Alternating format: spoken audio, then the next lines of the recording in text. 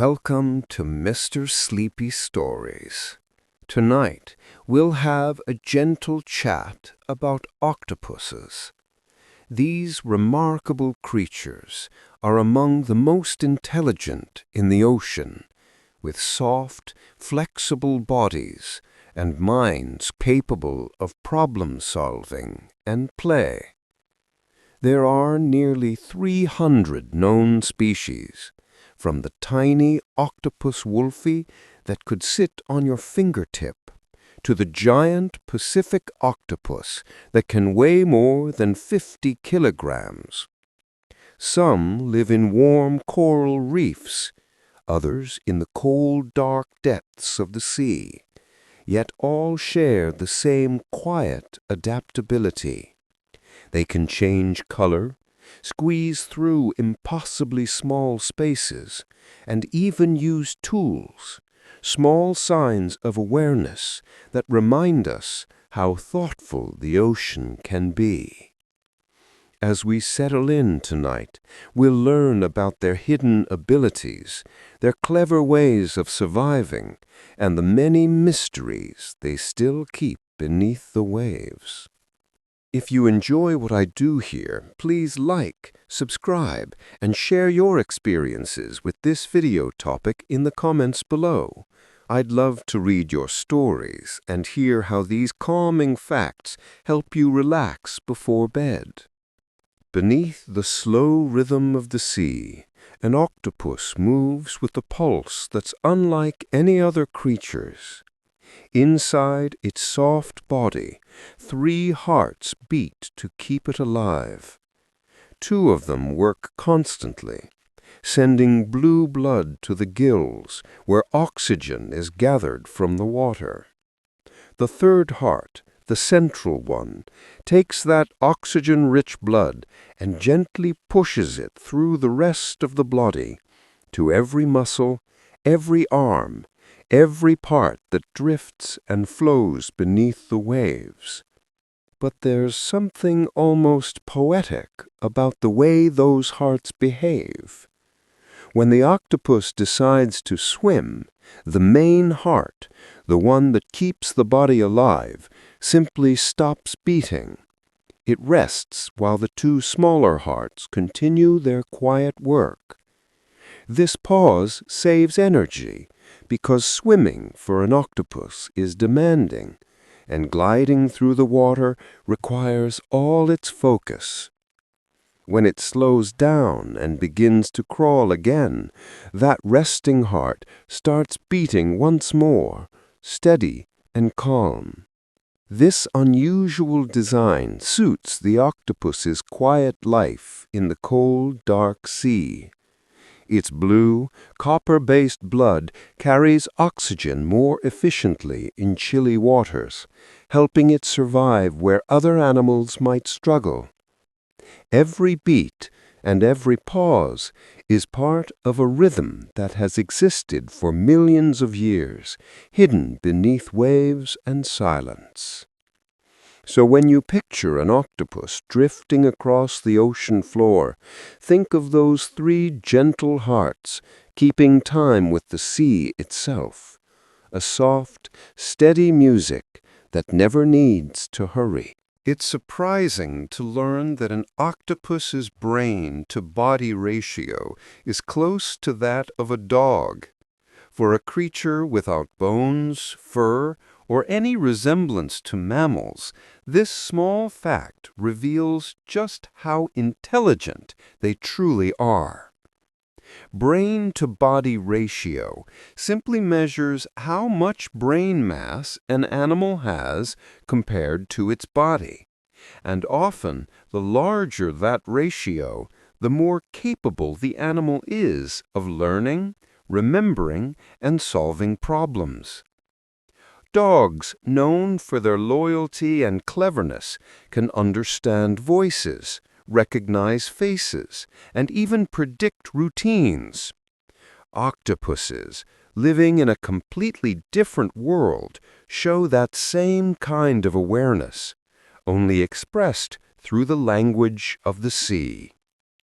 They remember routes through coral mazes, They test and explore objects with patient curiosity, and they even seem to get bored if nothing challenges them. In laboratories, some octopuses have been seen opening jars to reach food inside.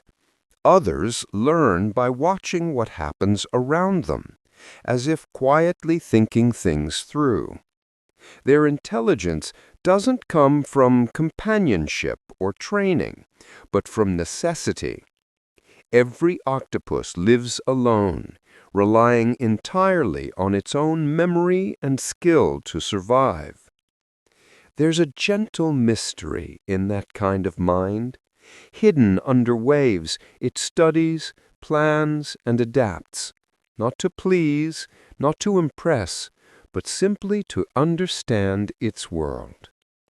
So, while a dog wags its tail and greets you at the door, an octopus may watch from its den, eyes glinting with quiet thought.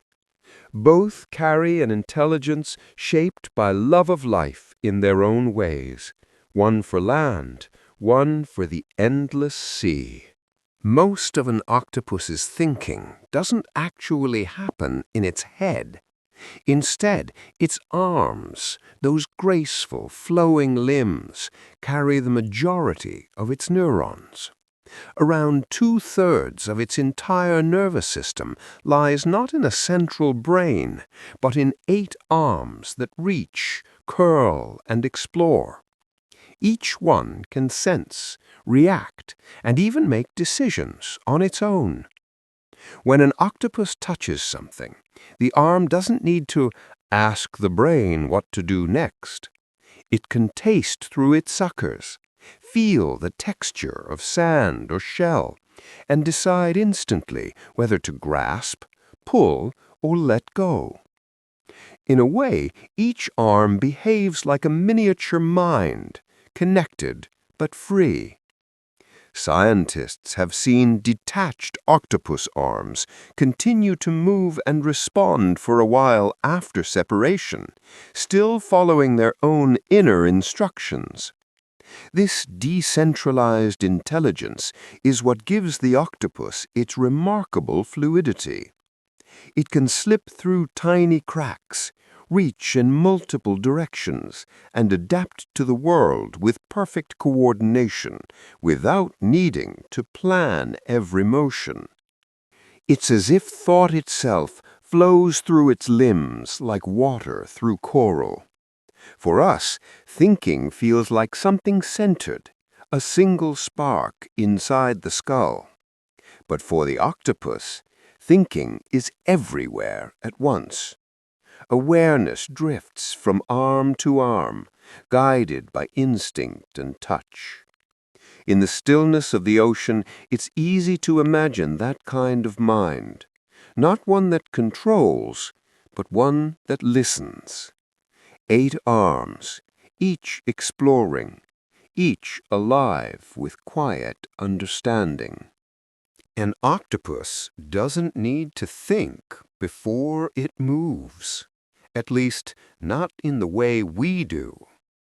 Each of its 8 arms can make its own decisions, guided by clusters of neurons that act like tiny brains. These mini centers of intelligence let the arms act semi-independently, sensing, reacting, and exploring, even without direct orders from the main brain. Imagine one arm feeling along the ocean floor, testing rocks for hidden crabs. Another might be stretching behind, anchoring the body in place, while 2 more curl gently to maintain balance. None of these movements require conscious thought from the octopus itself. The arms simply know what to do, working together in quiet harmony. When scientists study this behavior, they find it unlike anything in the animal world. Even if signals from the brain are cut off, the arms continue to explore their surroundings, responding to textures, currents, and even taste. It's a system built for flexibility, a way of surviving where every limb has its own wisdom.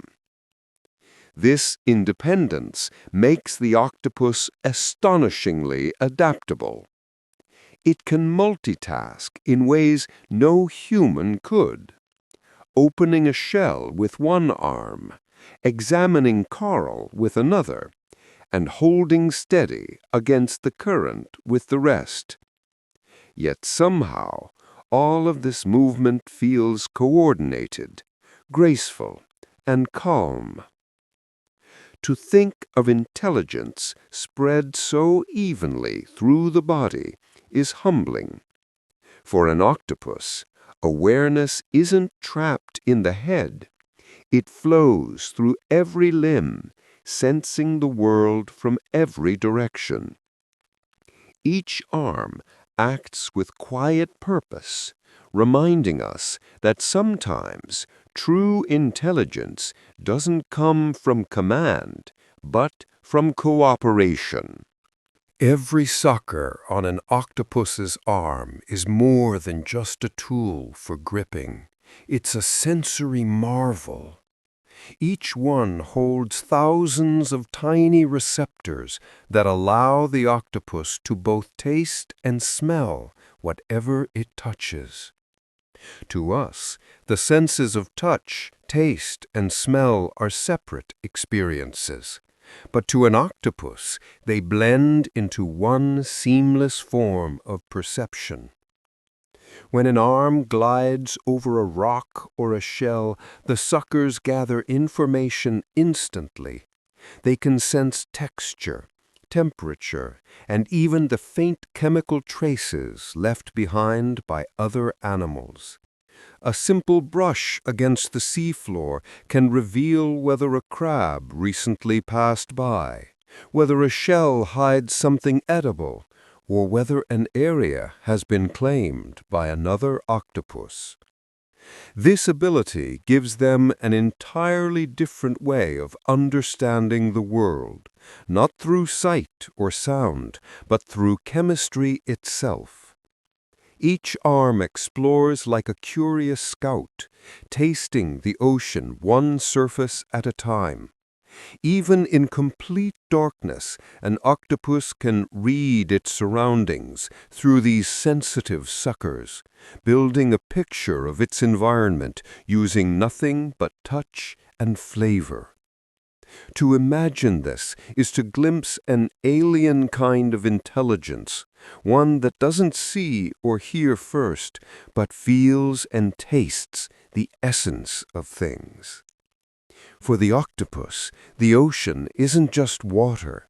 It's a living mixture of textures and flavors, every current rich with hidden stories. So when an octopus stretches out an arm across the seafloor, it isn't simply reaching, it's sensing, tasting, learning. A quiet conversation unfolds between creature and ocean, one sucker at a time. The power hidden within an octopus's arm is astonishing. Each tiny sucker, smooth and round like a coin, can lift more than 30 times the animal's own body weight.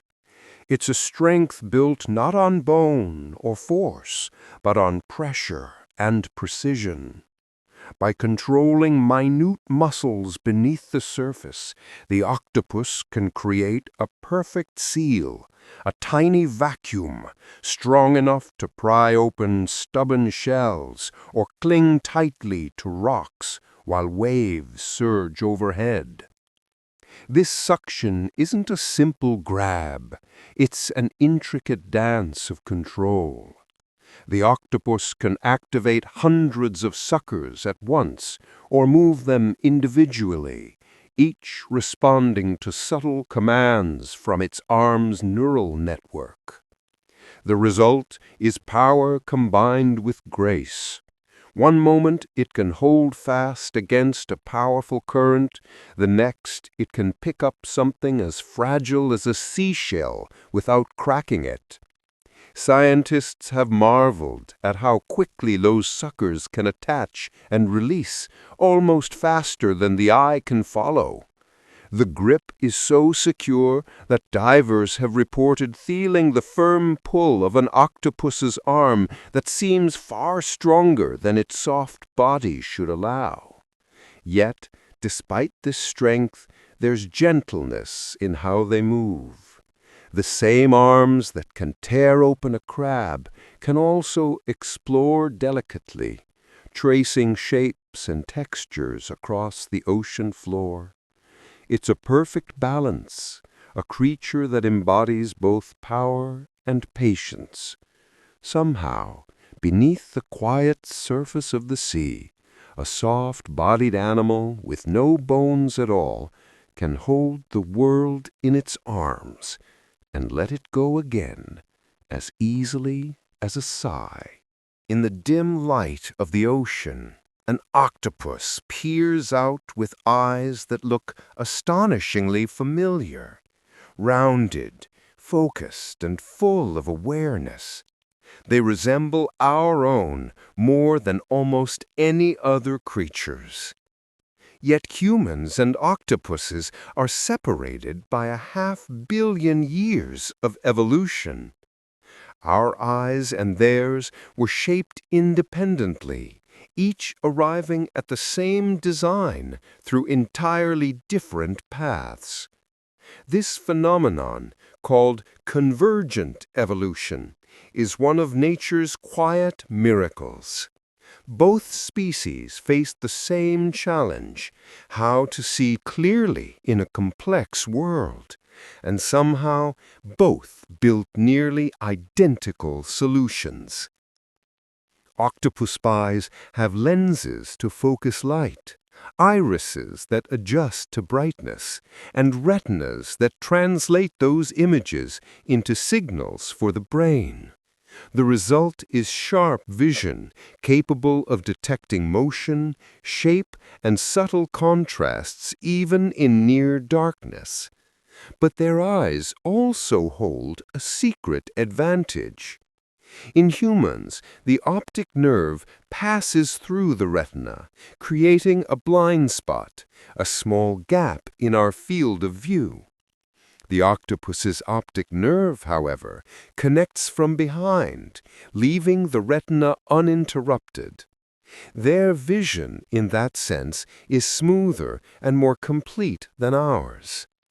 It's humbling to think that two entirely different branches of life, one walking on land, one gliding through water, discovered the same way to witness the world.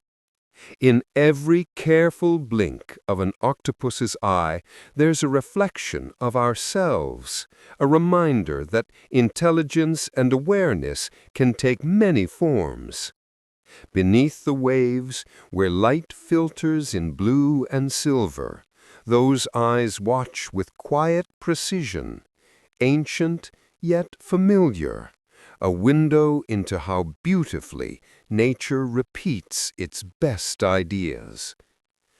Color means something very different to an octopus. Though their world appears muted through their eyes, almost colorless, their skin tells another story entirely. They are nearly colorblind, yet they can match the shades and tones of coral, sand, or shadow with perfect accuracy. This mystery has fascinated scientists for decades. How can a creature unable to see color reproduce it so flawlessly? The answer lies just beneath their skin. Within the layers of their flesh are special light-sensitive cells that act almost like miniature eyes. These cells, called chromatophores and iridophores, react instantly to light and surroundings. They don't see color the way we do, but they sense contrast, texture, and brightness, allowing the octopus to interpret its environment through its body. In a sense, an octopus doesn't look at the world. It feels it through every inch of its skin. The moment its surroundings change, the information ripples across its body, triggering pigments to shift and expand. The result is an almost magical transformation.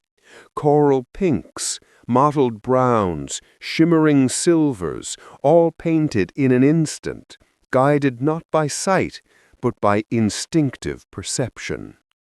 It's as though the ocean itself whispers its palette into the octopus's skin. Their camouflage isn't just survival, it's living art, shaped by touch and light. While humans must look outward to create, the octopus looks inward and becomes part of the scene. Beneath the waves, one might glide past unnoticed, its body pulsing gently with color that matches the world around it. A creature that cannot see hues, yet masters them with every breath. An octopus doesn't need eyes to notice the light shifting above. Its skin, alive with tiny receptors called opsins, can sense brightness and shadow all on its own. These cells allow the animal to see through its body, not in pictures or colors, but as a map of light that tells it how the world feels around it. When sunlight filters down through rippling waves, the octopus responds instantly. Without looking, it knows when to fade into sand tones or darken to match a patch of coral. Its skin is both mirror and canvas, constantly aware of every glimmer and shadow that touches it. Even when hidden in crevices or drifting through dim water, its body adjusts, keeping pace with the sea's subtle changes. This light-sensing ability is more than camouflage. Its awareness is distributed across the surface of the creature itself. Each inch of skin acts like a miniature eye, gathering information and sending it through a web of nerves to the brain. Together, they form a living network that feels the ocean's light like a pulse. Scientists still don't know exactly what this looks like from the octopus's perspective, whether it experiences a kind of whole-body vision or something entirely beyond our understanding. But one thing is clear: for the octopus, sight isn't confined to the head. It's a full-body conversation with the sea. Imagine being able to feel light as warmth, as texture, as touch. For the octopus, this is everyday existence, a silent dialogue between skin and sunlight, flowing endlessly through the water's gentle glow. Flexibility defines an octopus more than anything else. Its body holds no bones, no rigid spine or shell to shape its form. Instead, it moves like water, able to twist, fold, and flow through openings that seem far too small. The only solid part it carries is its beak, a sharp piece of chitin hidden at the center of its arms, used to break through shells and exoskeletons. This beak, small yet powerful, is what limits how tight a space an octopus can enter. If the beak fits, the rest of the body follows with ease. That freedom allows it to slip between coral branches, hide in narrow cracks, or escape predators by melting into the tiniest crevice. Its softness isn't weakness, It's survival. Inside that fluid body, muscles work in layers, giving structure where bones would normally be. The result is control without stiffness. Every movement smooth, deliberate, and endlessly adaptable. Where other creatures rely on strength or armor, the octopus relies on the art of yielding. There's something deeply calming in that idea. To stay safe not by resisting, but by flowing. The ocean itself seems to have taught this lesson, that the most enduring shapes are the ones that change. So when an octopus glides beneath the reef and disappears into a space no larger than a bottle's neck, it reminds us that power doesn't always mean rigidity. Sometimes it means knowing how to bend, how to slip through life's smallest spaces and emerge untouched on the other side. Tucked at the center of an octopus's arms lies a weapon few ever see, a sharp, powerful beak capable of breaking through crab shells with ease. Made of chitin, the same tough material that forms insect shells, this beak is the only hard structure in the octopus's body. It's smooth, curved, and razor-edged, allowing the animal to pierce, pry, and crush its prey in silence. When the hunt begins, the octopus wraps its arms around a crab or clam, holding it firmly in a patient embrace. Then, with a precise bite, the beak cuts through armor that would stop most predators. A small opening is all it needs to inject venom, softening the meat inside. The meal becomes easy to consume, even if the shell remains intact. Everything happens quietly. No splashing, no struggle, just calm efficiency. Because its body is soft and boneless, the beak is perfectly positioned, a tool of both delicacy and power. It gives the octopus balance, all flexibility until the moment it needs force. This contrast makes it a master of both gentleness and precision. There's beauty in how the octopus uses its strength. It doesn't chase or tear in a frenzy. It waits, studies, and acts only when necessary. The beak may be hidden, but its presence defines how the animal survives. In the stillness of the sea, a soft creature armed with nothing but patience and a single perfect tool reminds us that power doesn't always roar. Sometimes it whispers through a single, decisive bite. Nothing about an octopus is rigid, and that's what makes it so extraordinary. With no bones to restrict it, the animal can flow like liquid through the narrowest gaps in coral or rock. Scientists have seen them slip through openings smaller than their own eyes, reshaping their bodies with effortless grace. As long as the hard beak fits, the rest of the octopus simply follows, twisting and folding until it reappears on the other side. This flexibility is more than a curiosity. It's a key to survival. When danger approaches, an octopus doesn't need to fight or flee in panic. It simply finds the nearest crack, no matter how small, and pours itself inside.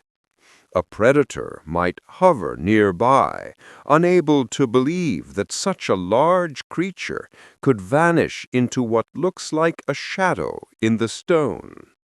Their bodies are built for escape and exploration. Muscles move in layers, creating strength without structure, allowing motion in any direction. This same ability lets them explore spaces other animals can't, reaching into shells, bottles, or narrow coral caves in search of food. There's something soothing in watching a creature so completely unconfined. The octopus shows that survival can come from softness, and that the ability to yield can be a form of strength. In a world where so many depend on armor and rigidity, it glides through barriers as if they were never there. Beneath the quiet water, an octopus stretches, flows, and disappears into the reef, a living reminder that the most adaptable shapes in nature are often the ones that never stop changing. Hidden within the layers of an octopus's skin are tiny structures called iridophores, cells that can reflect light just like mirrors. Unlike the color-changing chromatophores that expand and contract to show pigments, iridophores manipulate light itself.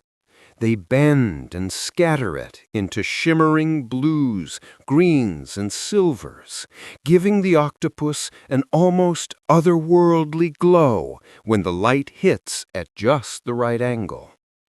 These cells don't create color by adding pigment. They create it by reflecting the world around them.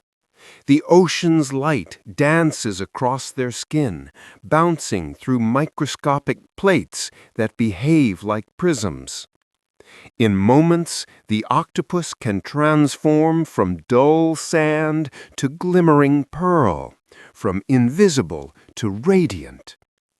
Together with other pigment cells, the iridophores form part of a complex system of camouflage and expression.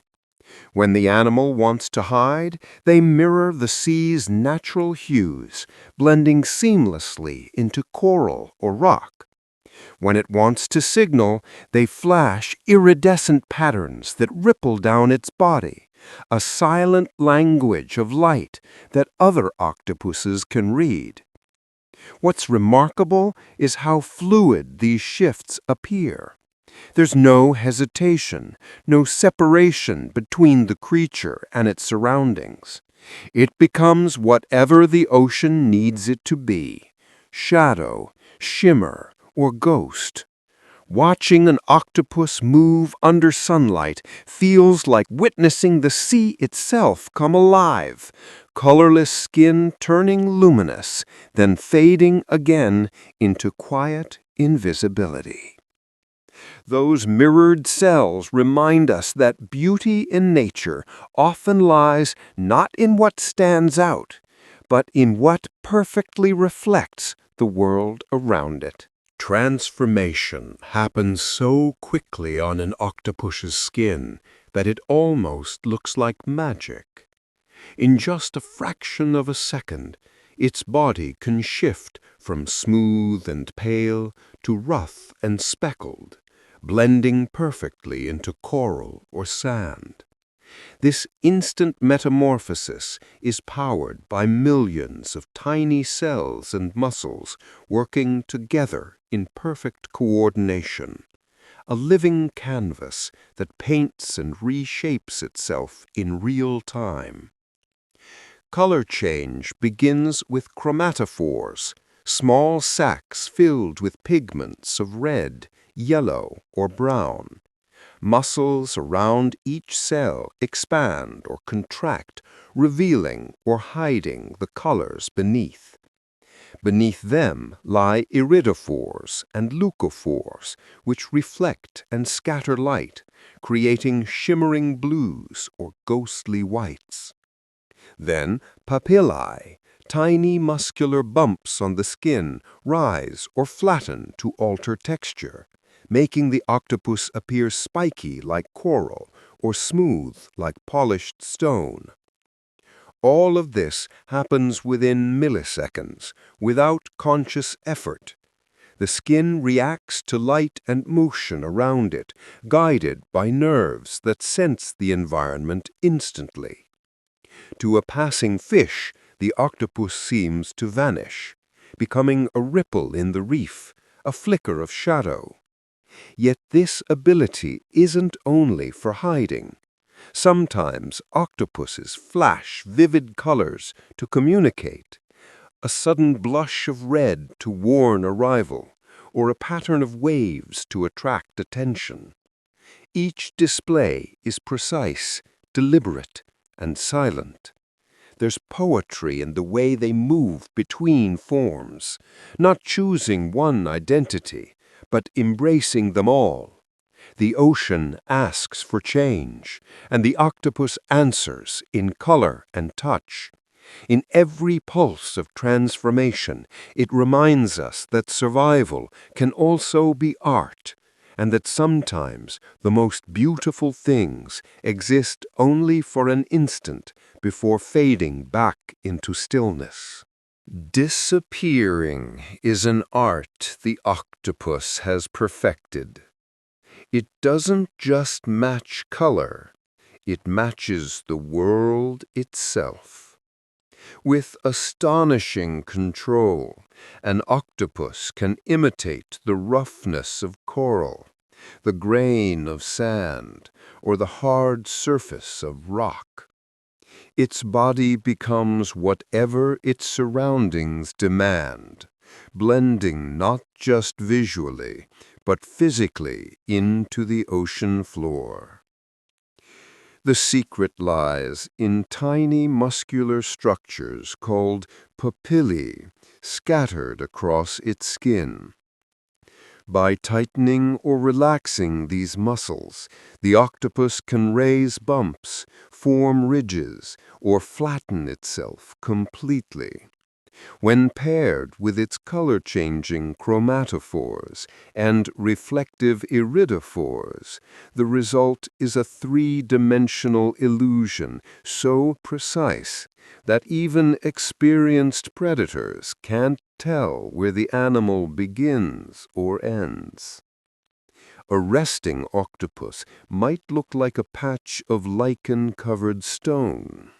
One moment later, it might melt into a ripple of sand as a shadow passes above. The transformation is silent and immediate, a kind of living invisibility that no human technology can match. Scientists studying this ability often describe it as the most advanced camouflage in nature. Yet it's more than defense. Sometimes the octopus uses its disguise to hunt, hiding among coral until an unsuspecting crab wanders too close. In that stillness, it becomes both watcher and landscape, patient and unseen. There's something deeply peaceful about that level of harmony with the environment. No struggle, no intrusion, just presence. The octopus doesn't conquer its surroundings, it becomes part of them. In the quiet rhythm of the sea, it's a reminder that survival can be gentle, a matter not of standing out, but of belonging completely to the world around you. Among the ocean's drifting plants and slow-moving shadows, an octopus can vanish without ever stopping.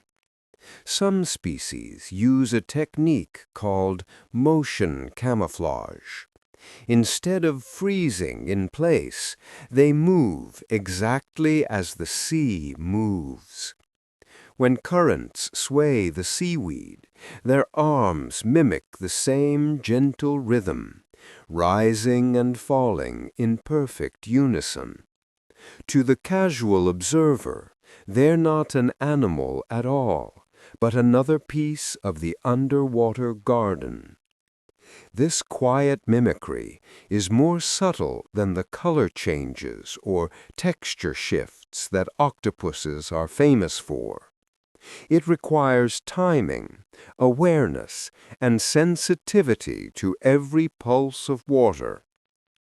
The octopus reads the flow of the current and matches it, letting the movement carry its body naturally. Even its arms trail with a soft, leafy grace, curling and twisting like tendrils of algae.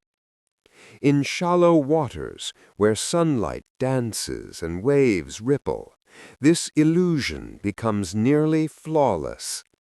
A predator looking for a meal sees only seaweed drifting, nothing worth chasing. For the octopus, this is safety without running, invisibility through belonging. Scientists believe motion camouflage represents one of the most advanced survival behaviors in the natural world, blending movement with the environment so completely that detection becomes nearly impossible. But beyond its cleverness, there's something almost meditative in the act itself, a creature becoming one with the rhythm of the sea. As the tide sways, so does the octopus, not fighting the water, but joining it. It reminds us that stillness can come from motion, that peace isn't the absence of movement, but the harmony within it. In the endless dance of the ocean, it drifts unseen, a master of rhythm, balance, and quiet disguise. Far below the shimmering surface drifts one of the ocean's most graceful beings, the blanket octopus. Its arms are connected by delicate sheets of skin that trail behind it like flowing fabric, earning it its name. When danger appears, this creature relies not on speed or strength, but on a mesmerizing trick of illusion. It can detach parts of its own blanket, letting the torn pieces drift away like ghostly decoys in the dark water. As those shimmering fragments spread through the current, they pulse and wave as though alive, catching the light in flashes of silver and blue. Predators drawn to the movement lunge at the drifting veil, while the real octopus glides silently in the opposite direction. It's an elegant escape, one that uses confusion, not confrontation. Unlike many animals that flee in panic, the blanket octopus responds with composure. Its calm release of the webbed membrane feels almost deliberate, as if it understands that survival sometimes means letting go of what's most beautiful. The detached fragments soon dissolve into the water, while the octopus disappears into the deep, unharmed and unseen. In that still, endless blue, this creature teaches a quiet truth about resilience. Not every defense needs to be violent. Not every victory needs to be loud. Sometimes the gentlest response, a simple release, is enough to preserve life. As the ocean closes around it once more, the blanket octopus drifts onward, leaving only faint trails of light behind, a reminder that even in the vast, silent sea, survival can be graceful. In the open sea, the blanket octopus shows one of the most astonishing contrasts in nature. The female drifts through the water like a silken banner, her arms stretching meters long, her webbed cloak shimmering with light. Beside her, the male, if one could even find him, is smaller than a walnut. In fact, she can be up to 10,000 times larger than he is, a difference so great it seems almost impossible to imagine they belong to the same species. The reason lies in the challenges of their vast drifting world. The male's life is brief and simple. His purpose is to find a female and pass on his genes before he's lost again to the sea. Because he's tiny, he requires little energy, moving unnoticed through a world full of predators. When he finally finds a mate, he leaves behind a specialized arm called a hectocotylus, which carries his sperm and detaches during mating. After that, his role in the story ends quietly. The female, on the other hand, lives a far grander existence. She grows into a flowing, radiant creature capable of gliding through miles of water. Her enormous size allows her to carry thousands of eggs and defend herself with her long, blanket-like arms. Together, the two forms, one almost invisible, the other spectacular, complete a balance shaped by survival. There's something poetic in that contrast, a tiny spark and a drifting giant bound by a single purpose. In the endless expanse of the ocean, even life's most uneven scales create harmony. The male fades, the female endures, and through them the quiet rhythm of the sea continues, unchanged. Inside quiet laboratory tanks, octopuses have revealed just how intelligent they truly are. Given puzzles, mazes, or sealed containers, they respond not with instinct alone, but with reasoning. Scientists have watched them trace their way through complex paths, remembering turns and learning from mistakes, just as a human might. When presented with a maze leading to a hidden reward, they pause, observe, and move with purpose, showing clear evidence of problem solving. These aren't automatic reactions, they're acts of thought.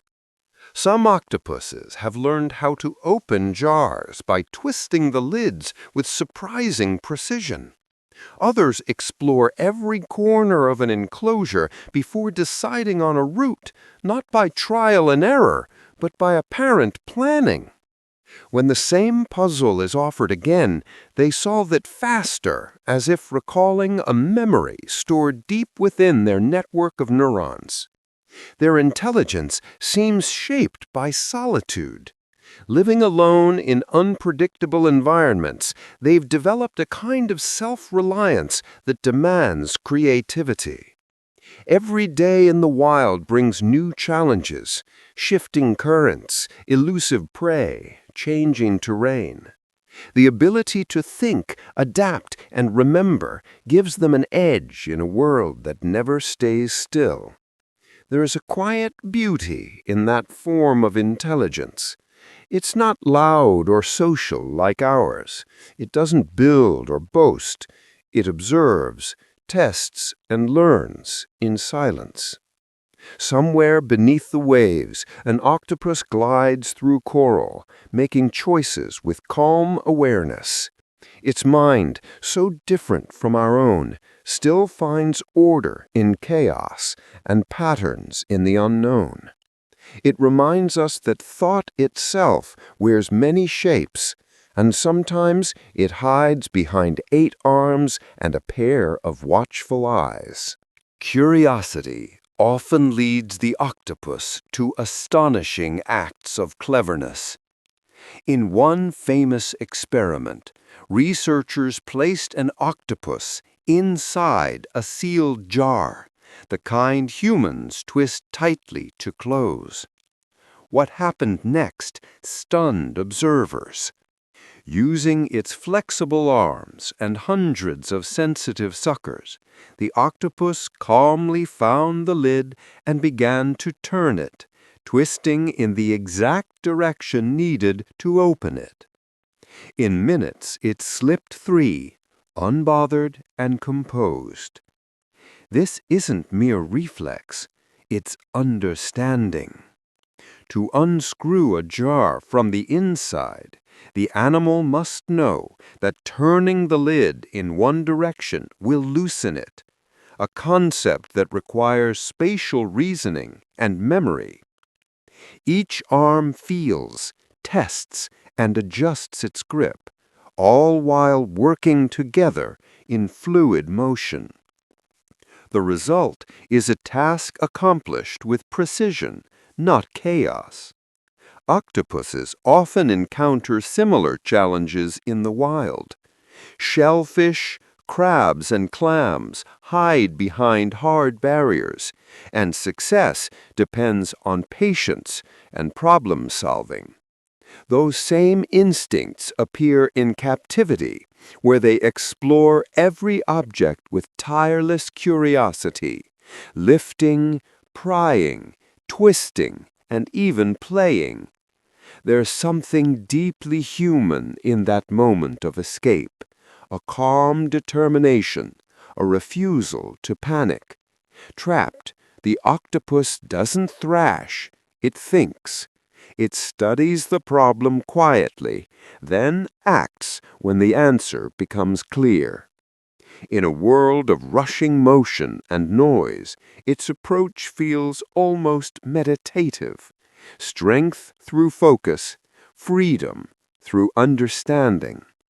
When it finally slips out of the jar and glides back into open water, the act seems less like an escape and more like a reminder that true intelligence often works best in silence. On the sandy sea floor, an octopus moves with quiet purpose, dragging something unusual behind it, a pair of empty coconut shells. It isn't food or debris, it's a home in progress. Carefully, the octopus positions one half beneath its body, carrying the other like a lid. When danger appears, it settles inside and closes the shell around itself, vanishing into safety. This remarkable act is one of the clearest signs of tool use in the ocean. The octopus doesn't just stumble upon protection, it plans for it. Sometimes it will carry the shells for long distances, awkwardly but determined, knowing they'll be useful later. The shells are heavy, and the effort is real, but it moves patiently across the sand, holding its portable shelter with surprising care.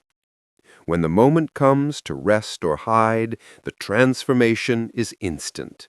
Two halves close together, and what once looked like scattered debris becomes a sealed refuge. Predators pass by, unaware that intelligence hides within something so ordinary. Scientists who first witnessed this behavior were astonished. It showed that the octopus could think beyond the present, imagining a future need and preparing for it. That kind of foresight was once thought to belong only to mammals and birds. There's a gentle poetry in the image, a creature of pure softness carrying armor it built for itself. No fighting, no force, just quiet ingenuity. The ocean is vast and full of dangers, yet the octopus meets them not with aggression, but with imagination. Beneath the waves it drifts on, carrying its small shelter like a traveler with a home in hand. Proof that wisdom doesn't always roar. Sometimes it glides silently across the sea floor. Among all the surprises hidden within the octopus's mind, one of the most touching is its ability to recognize people. In aquariums and research tanks, these animals have been observed identifying individual humans, not by scent or sound, but by sight. They remember faces, routines, and even personalities, responding differently depending on how each person treats them. Keepers often tell stories of octopuses greeting familiar caretakers with gentle curiosity, while reacting to strangers with caution. Some have even shown playful affection toward the people who feed or interact with them, reaching out with careful, exploring arms. Others, however, hold grudges, squirting water or retreating into corners when someone they dislike approaches. This level of recognition goes beyond simple association. It suggests memory, perception, and perhaps even a faint understanding of relationships. The octopus's keen eyes and sensitive brain store details of movement and expression, allowing it to distinguish between faces in ways that many animals cannot. For scientists, these encounters reveal a mind capable of forming impressions, a creature that not only learns but remembers who has been kind and who has not. It's a small glimpse into emotional intelligence, expressed without words. There's a quiet warmth in that idea, a being of the deep, living far from the world of people, still able to connect through recognition and trust. When an octopus extends an arm toward the glass, it may not be random curiosity. It might be a greeting, offered in silence. In that brief moment of awareness between species, the ocean feels a little smaller, and the distance between minds a little less vast. In the still water of a research tank, an octopus waits, silent, patient, and watchful. A familiar human leans over the edge, and suddenly a sharp jet of water shoots upward, splashing directly across the person's face. It isn't an accident. The aim is precise, and the intention seems clear. This octopus simply doesn't like that particular visitor. Such behavior has been documented in aquariums around the world. Octopuses have been known to single out certain people, squirting at them repeatedly while ignoring others. Sometimes it's a playful gesture, but often it's a quiet protest, a way to show displeasure or irritation. Scientists studying them have come to recognize the pattern. The jet of water isn't random, it's chosen. They use the siphon, a muscular funnel under their body, to shoot powerful streams with remarkable accuracy. It's the same tool they use to move through the water, but here it becomes a form of expression, a statement made without sound. The fact that they target specific individuals and remember them over time hints at a kind of awareness that feels almost personal. To watch an octopus act with such clear preference is to see emotion in a form that's easy to understand. It shows curiosity, memory, even mood. These are qualities we often reserve for animals that live on land. Yet here they are, deep beneath the surface, expressed in water and motion. There's something endearing about it, too. The idea that a creature so distant from us in shape and world still finds a way to make its feelings known. A splash, a stare, and a gentle message. I remember you. Bright lights don't belong in the quiet world of an octopus. In aquariums, where artificial lamps often shine through the glass, some octopuses have found clever ways to restore the darkness they prefer. Caretakers once noticed their lights flickering out overnight, bulbs failing for no clear reason. It wasn't until they watched more closely that they discovered the culprit, the octopus itself, aiming a deliberate jet of water straight at the light fixture. With a single, well-placed stream from its siphon, the animal managed to short-circuit the power, plunging its tank back into comfortable dimness. When the lights were replaced, the octopus waited patiently and did it again. This wasn't random mischief, it was understanding. The creature had learned that its actions could change its environment. Stories like these have become part of aquarium legend. Some facilities now cover electrical outlets and lights to prevent their clever residents from repeating the trick. The octopus, it seems, values peace and darkness and isn't afraid to engineer both. What's remarkable isn't just the behavior itself, but the thought behind it. A calm awareness of cause and effect, and the willingness to act on it. In its own quiet way, the octopus solves problems like a curious child, testing the boundaries of its world until it finds a solution that suits it best. There's a kind of charm in that defiance. Beneath the surface, an animal with no voice and no bones still finds a way to say, "I prefer the lights off."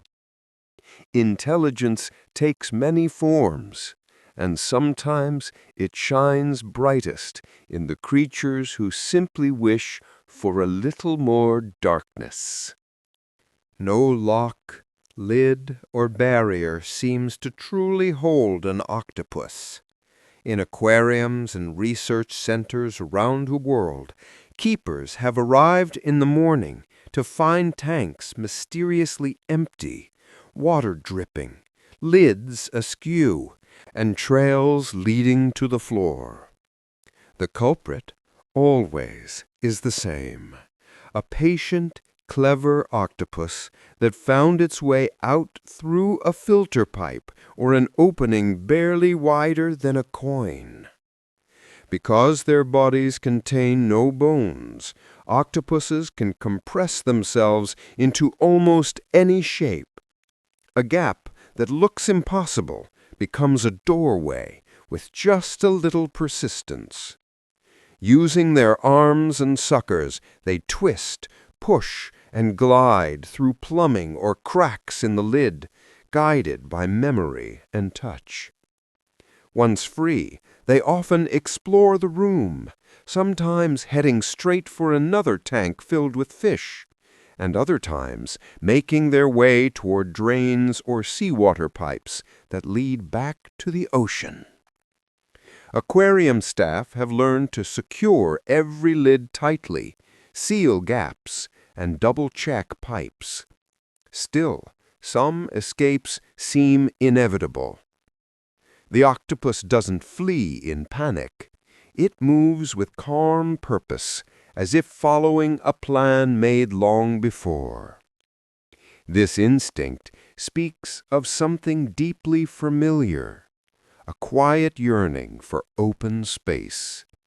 For all their intelligence and adaptability, octopuses remain wild at heart, drawn to the slow, endless rhythm of the sea. There's something humbling about that determination. In the still of the night, while the world above sleeps, a soft, silent creature slips through darkness and finds its home, not out of rebellion, but out of memory, following the pull of the water back to where it truly belongs. Sometimes intelligence shows itself not in survival or struggle, but in play. Octopuses, often thought of as cautious and calculating, have been seen passing the time by tossing shells, juggling rocks, or sending objects drifting through the water only to catch them again. In aquariums, they've batted bottle caps and toys across their tanks as if experimenting just to see what would happen next. Scientists call this play behavior, something once believed to be limited to mammals and birds. Yet here, in the quiet of the ocean, an invertebrate with no bones and 8 arms finds delight in movement and exploration. The actions serve no obvious purpose, no food, no defense, no plan, just a spark of curiosity and engagement with the world. An octopus might pull a shell close, spin it, and let it tumble through its suckers. Then, as the object drifts away, it reaches out again, repeating the motion with slow, rhythmic care. Some even create small currents to make objects bounce back toward them, like a game invented on the spot. Play reveals a kind of freedom. It means the animal feels safe enough to experiment, to do something simply for the experience itself. In that sense, it's one of the most human things imaginable, a gentle expression of awareness and joy. Watching an octopus at play is a reminder that life beneath the surface is more than instinct or survival. There's curiosity, amusement, and perhaps a touch of wonder. In the soft glow of the water, its arms swirl like ribbons, each motion a quiet celebration of existence, proof that even in the deep, intelligence can dance. Life for an octopus often begins and ends in a den, a hollow space tucked between rocks or coral where it can rest, eat, and watch the world drift by. But these dens aren't chosen at random. Once the octopus settles in, it begins to arrange the surroundings carefully, collecting small rocks, shells, and bits of coral from the seabed. One by one, it places them around the entrance, creating a kind of barrier, or perhaps a doorway. Scientists have called this behavior home decoration, though its purpose goes beyond beauty. The gathered objects can disguise the den, making it harder for predators to spot. Some octopuses stack rocks to block the opening entirely, leaving only enough space for their arms to reach out. Others scatter discarded shells around the entrance, forming a protective pile that researchers affectionately refer to as amiddens. Yet watching an octopus at work, it's difficult not to feel that there's something more deliberate, almost personal, in the act. Each rock seems to be placed with care, each shell turned just so. It's as if the creature finds comfort in shaping its environment, creating a space that feels safe, familiar, and distinctly its own. In a world of constant movement, the den becomes a rare still point, a quiet home in the shifting sea. Even here, beneath layers of current and silence, the instinct to arrange, to build, to make a place feel right persists. It's a small reminder that the desire for home is not unique to humans. Sometimes it lives in soft hands, beneath the waves, where a creature with no bones still knows how to make a space that belongs to it alone. Fishermen in coastal waters have long told stories of mysterious thieves. Traps hauled up empty, bait gone, and not a single fish inside. The culprit, they discovered, was not another human, but a clever octopus. Under the cover of darkness, these silent hunters squeeze through the narrow openings of traps, feast on the easy meal within, and then slip out again before morning, leaving no trace except frustration and a few scattered shells. What makes this behavior so remarkable is the thought behind it. The octopus doesn't act randomly, it learns.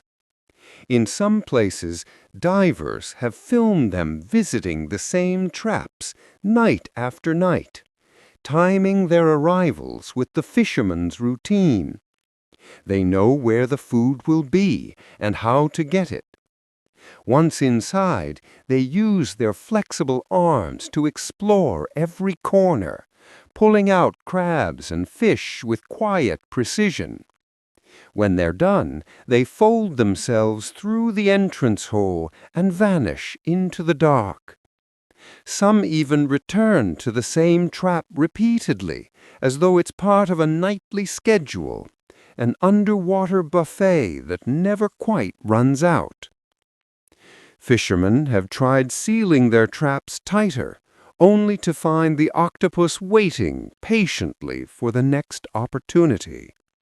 There's something almost playful in their persistence, a reminder that intelligence often finds joy in problem solving. The octopus isn't greedy, it's curious, resourceful, and unbothered by boundaries set by others. In the hush of the sea, while humans sleep, these quiet thieves move with purpose and grace, masters of escape and opportunity. Their cunning may cause a few lost catches, but it also reveals something deeper.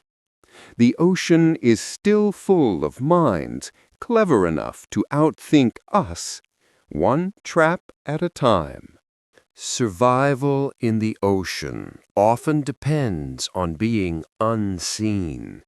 But for a few remarkable octopus species, the secret lies in being someone else entirely. The mimic octopus, found in the waters of Indonesia, has perfected this strange and brilliant art. When threatened, it doesn't just hide, it transforms, shifting its color, shape, and posture to imitate dangerous sea creatures. In one moment, it stretches its arms and stripes itself in dark bands, becoming a venomous sea snake. In another, it spreads its limbs wide to resemble the spiny silhouette of a lionfish. Sometimes it glides flat along the sand like a flounder, rippling its arms in smooth waves to match the movement of the fish it impersonates. Each disguise is chosen with care, based on which predator is nearby. It's not random mimicry, it's strategy. Scientists who've observed this behavior believe the octopus studies its surroundings constantly, ready to select the perfect illusion at a moment's notice. By pretending to be something dangerous, it avoids conflict entirely. There is no need for speed or violence, just understanding and performance. This is intelligence disguised as art. The mimic octopus survives not by fighting, but by pretending, turning deception into a form of grace. Its body becomes a stage where nature performs one of its quietest miracles, life imitating life. Watching it vanish into a new identity reminds us how fluid survival can be. In a world full of danger, sometimes the smartest thing to do isn't to run or hide, but to become the fear itself, if only for a moment, until safety returns. In the shallow waters of Southeast Asia, an octopus moves with an elegance that borders on impossible. It doesn't settle for blending in, it becomes other creatures entirely. This is the mimic octopus, a small but extraordinary master of disguise, capable of imitating lionfish, flatfish, and sea snakes with near-perfect precision. When danger approaches, it studies the threat and decides which illusion might work best. If a predatory fish comes close, the octopus spreads its arms wide, displaying bold stripes that mimic the poisonous spines of a lionfish. The sight alone is enough to make most attackers retreat. When the sea floor offers a better hiding place, it flattens its body, gliding over the sand like a flounder, its arms undulating in perfect imitation. And when faced with eels, natural enemies of many sea creatures, it transforms again, extending two arms behind its head, banded in black and white, becoming the twin-headed image of a venomous sea snake. Each transformation is thoughtful, chosen deliberately, and adjusted to the moment. This isn't mimicry for camouflage, it's mimicry as strategy. The octopus decides who to be based on what will keep it alive. It is a performer, thinker, and survivor all at once. What's most astonishing is how fluidly it shifts between these roles, as if the ocean itself were guiding its movements. Its intelligence doesn't rely on tools or speech, only observation and timing. Beneath the surface, this small creature carries within it one of nature's most profound lessons, that survival often belongs not to the strongest or fastest, but to the most adaptable, the one who can change, become, and move on in peace. Time moves differently for an octopus. Where many creatures measure life in decades, it knows only a few short years, sometimes just one. In that brief span, it grows from a tiny drifting hatchling into a creature of strength, color, and thought, learning the rhythms of the sea with astonishing speed. Then, as quickly as it began, the journey ends. Most octopuses live no more than 1 or 2 years, their lives compressed into a single graceful arc. They hunt, explore, solve problems, and play, all within a heartbeat of nature's scale. It's as if their intelligence burns brightly but briefly, flaring like a spark beneath the waves before fading into the dark. When the time for reproduction comes, their bodies begin a slow, inevitable decline. Males die soon after mating, and females devote the remainder of their strength to guarding their eggs. During this period, she stops eating, tending to her clutch with unwavering patience until her body can no longer go on. Her final act is one of quiet devotion, ensuring the next generation has a chance to drift into life. Though their time is short, octopuses live fully, every day an exploration, every movement a reflection of instinct refined by intelligence. There's something deeply moving in that brevity. No waste, no pause, only purpose. In a world that measures greatness by longevity, the octopus reminds us that meaning isn't bound by time. Even a life measured in months can hold wonder enough to last an eternity in memory, soft, fleeting, and brilliant as the shimmer of light through seawater. After the act of creation, the octopus begins its quiet farewell.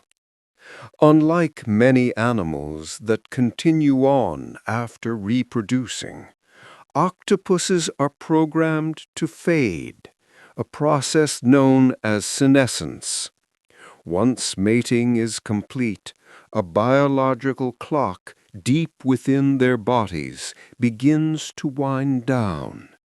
Hormonal changes alter their appetite, their strength, even their behavior.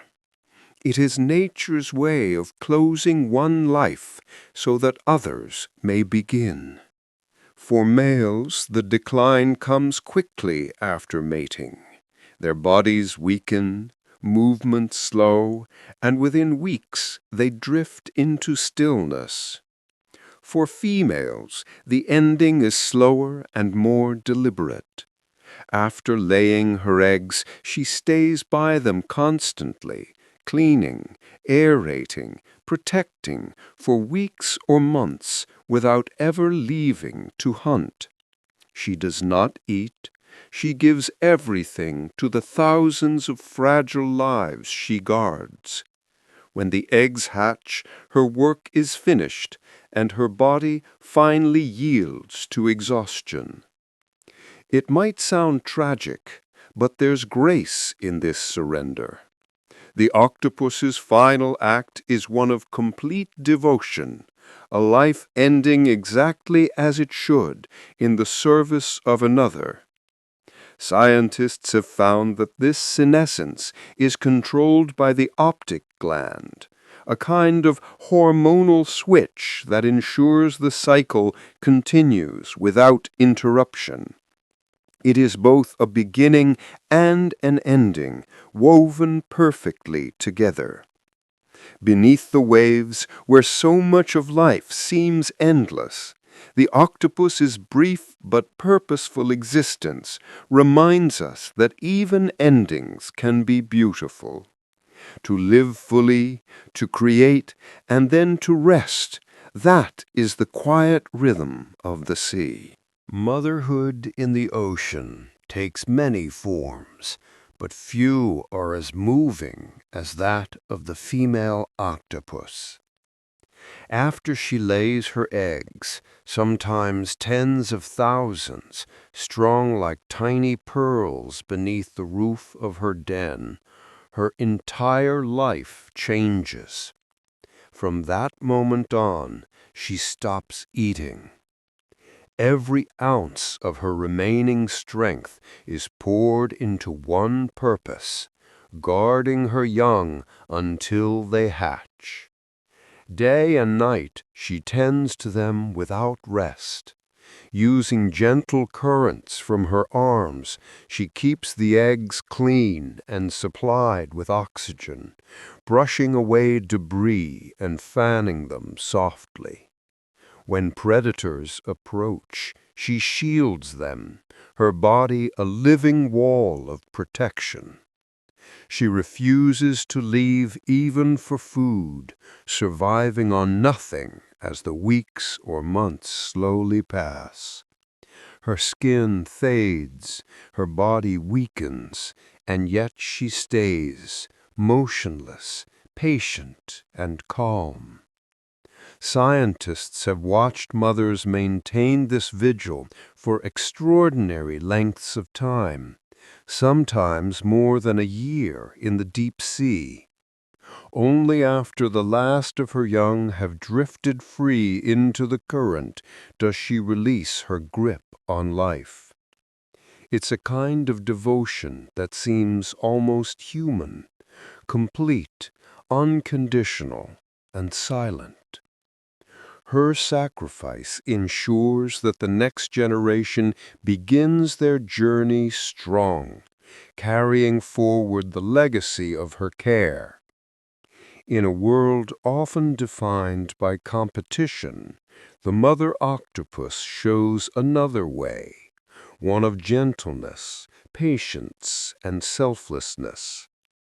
Her final gift is not her strength or speed, but her stillness. Beneath the waves, she becomes part of the sea's eternal rhythm, a quiet reminder that love, in its purest form, often asks for everything and gives without hesitation.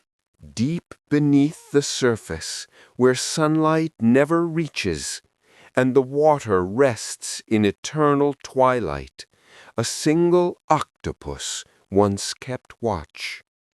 She was discovered by researchers on the ocean floor, clinging to a rocky ledge, her arms curled gently around a cluster of delicate, translucent eggs. What astonished scientists wasn't just her devotion, it was her endurance. This mother guarded her unborn young for 4.5 years without leaving her post. Throughout that time, she never hunted, never fed. The cold, slow-moving water of the deep sea helped her sustain her, stretching her life far beyond that of most octopuses. Every visit the scientists made over those years found her in the same place, still alive, still protecting. Her skin grew pale, her body frail, yet her commitment never wavered. Each day she brushed her eggs with careful precision, fanning them with oxygen-rich water to keep them clean and alive. Thousands of tiny lives depended on her constant attention. Only when they finally hatched did she let go, drifting away into the darkness, her purpose fulfilled. This moment, captured in the quiet vastness of the deep, stands as one of the most extraordinary examples of endurance in the natural world. No other animal on land or sea has ever been known to brood for so long.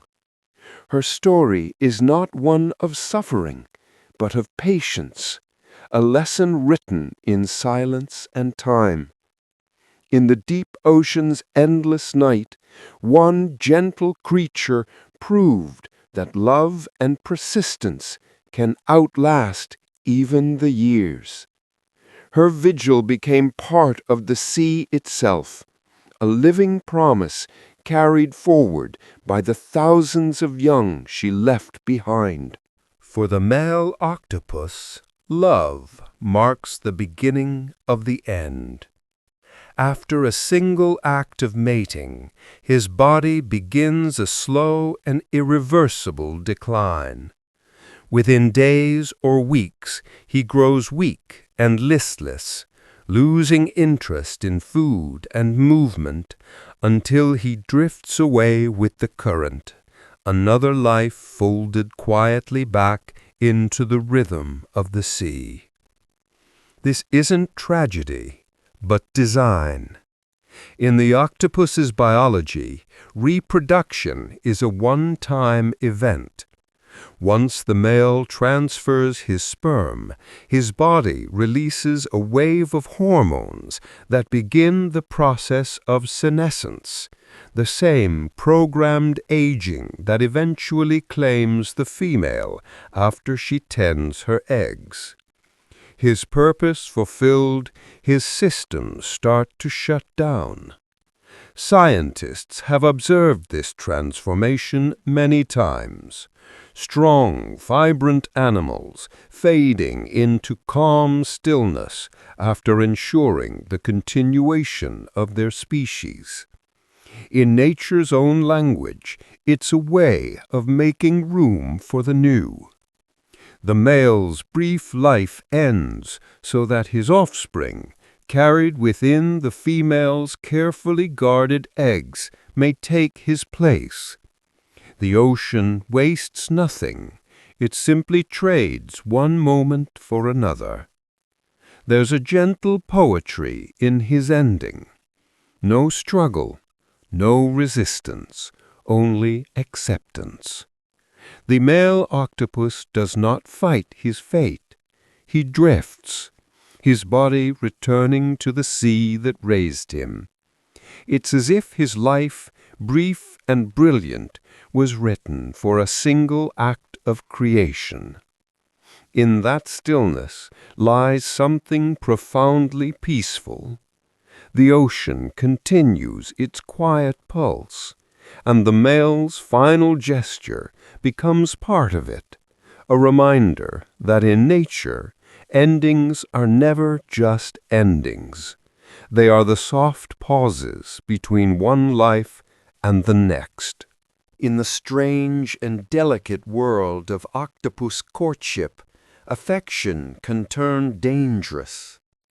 When a male approaches a female, he does so with caution, for her size, strength, and hunger make her as much a threat as a partner. In some species, females have been known to attack or even eat their mates after copulation, driven not by malice but by instinct. To survive this perilous ritual, certain males have adapted remarkable strategies. Some keep their distance, extending a specialized arm, the hectocotylus, to transfer sperm from afar, never getting too close to the female's powerful reach. Others, when threatened mid-act, have been observed wrapping their arms around the female's mantle, tightening just enough to hold her still, a kind of desperate defense that prevents the encounter from becoming fatal. In rare cases, this restraint leads to her death, a grim necessity in the delicate balance between reproduction and survival. These moments, unsettling as they seem, reveal the raw honesty of nature. Life and death intertwine even in acts of creation. The ocean makes no distinction between tenderness and danger. Both exist in the same quiet current. For the male, mating is both his destiny and his undoing. Whether he escapes or not, his end is certain soon after, his purpose fulfilled. Yet within that fleeting exchange lies the continuation of life, new generations rising from the calm, inevitable sacrifice of the old. In the vast stillness of the sea, this truth repeats endlessly, that love, in its most primal form, carries risk, and that even in moments of beauty, nature writes her stories with both gentleness and ferocity, side by side. Stress can do strange things even in the quiet world beneath the sea. When an octopus is pushed beyond its limits by illness, captivity, or the natural decline that comes near the end of its life, it may begin to turn against itself. In moments of deep distress, some have been seen biting or consuming their own arms, a behavior that seems both tragic and mysterious. Scientists believe several factors may cause this. Infection or nerve damage can confuse the signals between body and brain, leading an octopus to mistake its own limbs for something foreign. During senescence, the hormonal shift that begins after reproduction, their minds and bodies grow unstable. Their intelligence, once so focused and elegant, becomes scattered, patterns of motion turning chaotic, reactions becoming unpredictable. Others think the behavior reflects emotional stress in captivity, where the sea's vastness is replaced by glass walls and artificial light. Deprived of space and stimulation, their remarkable awareness may become a burden, curiosity turned to frustration. Whatever the reason, it reminds us that even nature's brightest minds are not immune to pain. The same nervous system that allows the octopus to solve puzzles and camouflage perfectly also makes it deeply sensitive to its surroundings. There's a sad beauty in that fragility, intelligence bound to emotion, awareness tied to suffering. For all its grace and adaptability, the octopus is still a creature of feeling, affected by change and confinement, just as we are. In the end, their story is not one of weakness, but of sensitivity, proof that even the most remarkable beings carry within them the quiet cost of consciousness itself. Along the ocean floor, where the sand lies still and light filters down like dust through air, there are places that look almost tended, small circles lined with shells, pebbles, and fragments of coral. These are the gardens of octopuses, built piece by creatures with a quiet sense of order. Each shell is placed with care, arranged around the mouth of the den like the stones of a tiny fortress. Some serve to block the entrance from predators, while others may simply offer comfort, familiar objects marking the boundary of home. Over time, the garden grows, shaped by the octopus's daily habits, the remains of past meals, the shells of crabs, and bits of debris collected from the surrounding seabed. Divers and scientists who have observed these structures describe them with fascination. Some are simple scattered arrangements, others are intricate mosaics that stretch several feet across. It's not clear whether these gardens serve a single purpose, defense, camouflage, or expression, but they reveal something undeniable. A mind that interacts thoughtfully with its surroundings. The octopus doesn't just live in its environment, it changes it, sculpting the seafloor into something personal. There's intention in those patterns, a quiet artistry that feels almost human in its patience. In these underwater sanctuaries, life and memory mingle. Each object tells a story of a hunt, a meal, or a passing curiosity. The result is a home both functional and beautiful, a reminder that even in the silent depths, the instinct to build, to arrange, to create a small piece of order belongs to all intelligent life. Conversation in the ocean can happen without a sound. For octopuses, language flows across their skin in waves of color and texture, a living display of emotion and thought. In an instant, they can flash bright red to warn, fade to pale tones to show calm, or ripple with complex patterns that seem to say, "I see you, I'm watching, I'm here." This form of communication relies on millions of specialized pigment cells, chromatophores, that expand and contract to create color. Beneath them, light-reflecting layers called iridophores and leucophores add shimmer and depth. Muscles beneath the skin can even alter texture, raising bumps or smoothing the surface like shifting sand. These tools together let the octopus speak in light and touch, not in sound. When two octopuses meet, their skins often become conversations. One may flash dark and bold, asserting territory or confidence.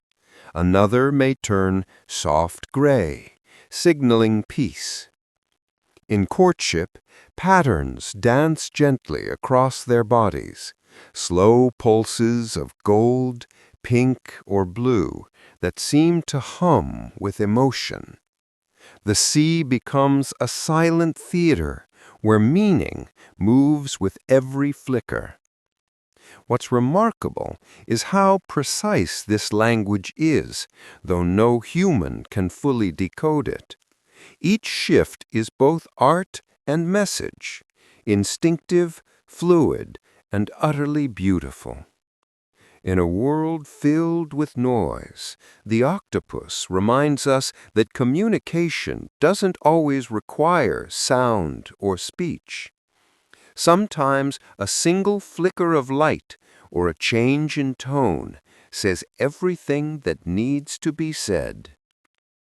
Beneath the waves, truth travels not through voices, but through color, soft, fleeting, and endlessly expressive. The skin of an octopus is never truly still.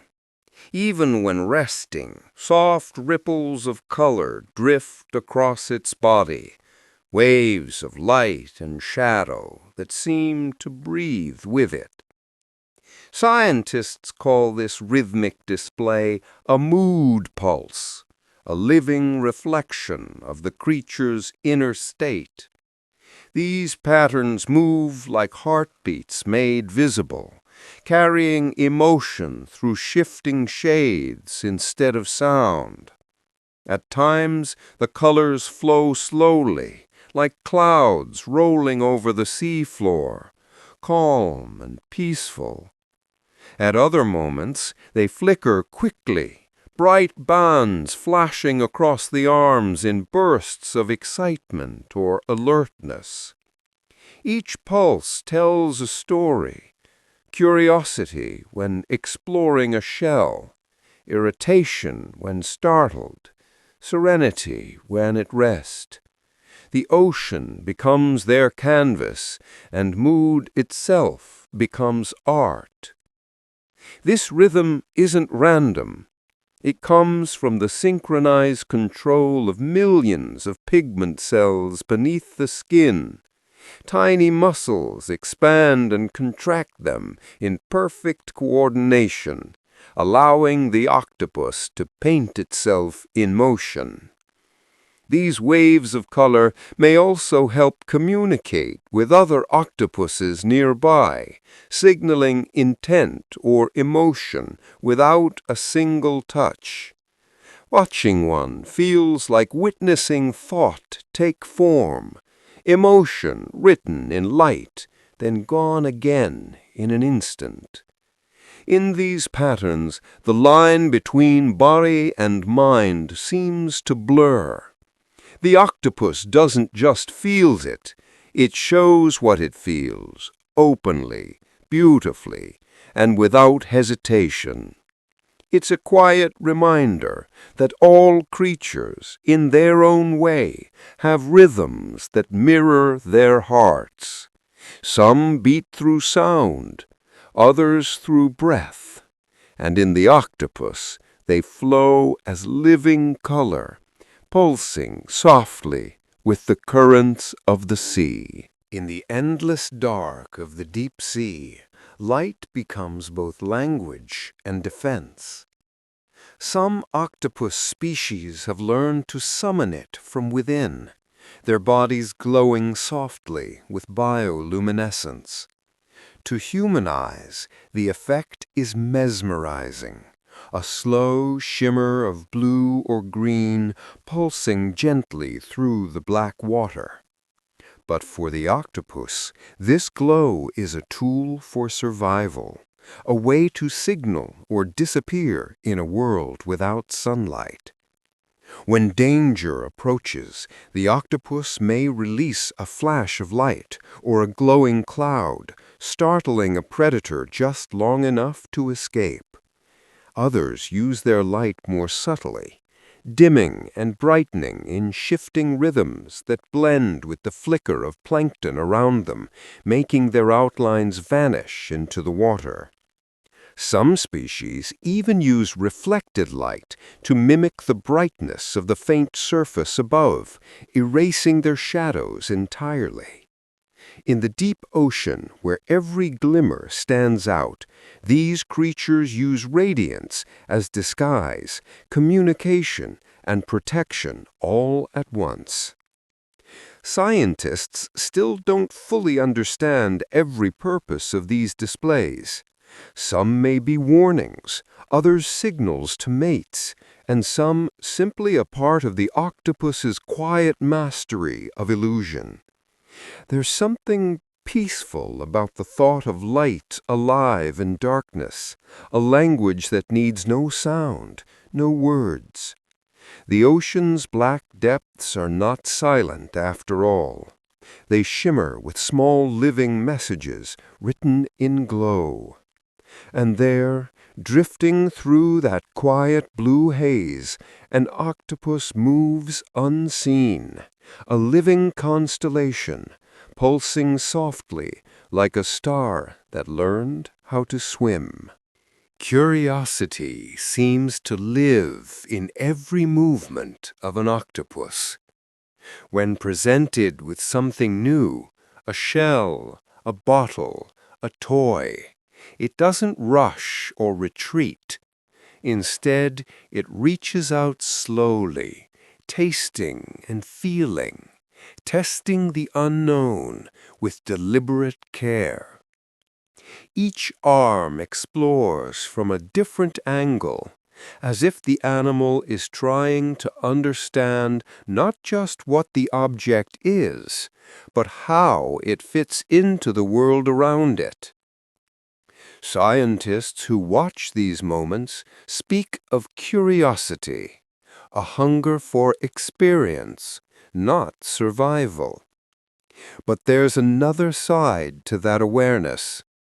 When kept in tanks with nothing to explore, octopuses grow restless.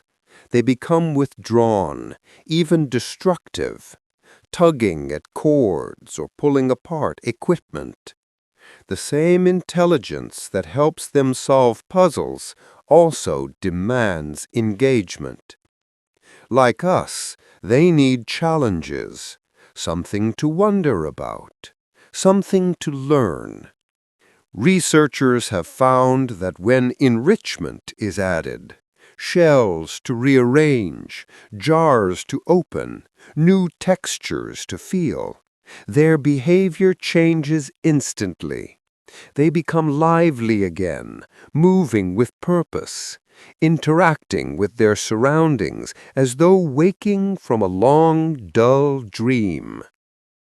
This blend of curiosity and boredom reveals a mind that feels its world deeply.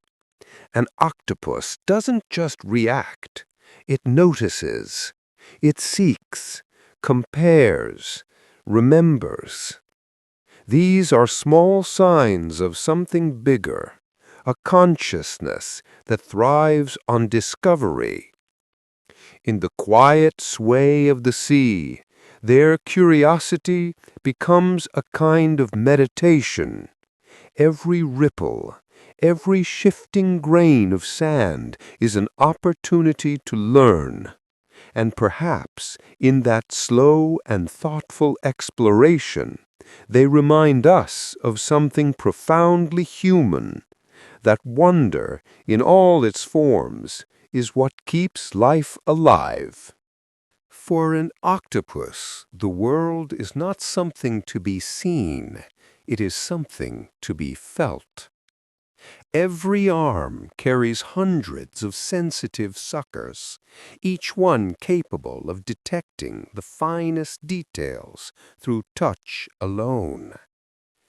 With them, the octopus can tell the difference between smooth and rough, round and angular, hard and soft, even in complete darkness. When an octopus explores, it does so patiently, arm by arm. Each sucker makes contact, tasting and feeling at once, building a picture of its surroundings that no eye could match. To touch an octopus is to understand. It can identify the size and shape of an object without ever looking at it, simply by tracing its edges and surfaces. In laboratory studies, scientists have offered octopuses a choice between different textures or shapes. They consistently remember what they felt before, choosing familiar objects with precision. This suggests a sensory memory far more advanced than simple reflex, a form of learning grounded in experience. In the wild, this sensitivity serves them well. Hidden beneath rocks or coral, they use their arms to probe crevices, recognizing prey or shelter through texture and form. Every movement is gentle but deliberate, guided by the intelligence spread through their limbs. It's easy to forget how much awareness can live in touch, how contact itself can become a language. For the octopus, the sea is a library written in textures. Shells, stones, currents, sand. Each tells a story, and the octopus reads them all through the soft conversation of its skin. In a world where vision often dominates, this creature reminds us that sometimes true understanding begins not with seeing, but with feeling. Memory runs deep in the mind of an octopus. In research tanks, scientists have tested their intelligence with puzzles, jars to open, boxes to unlock, mazes to navigate. At first, the octopus studies each challenge with patience, touching, twisting, and exploring until it finds the solution.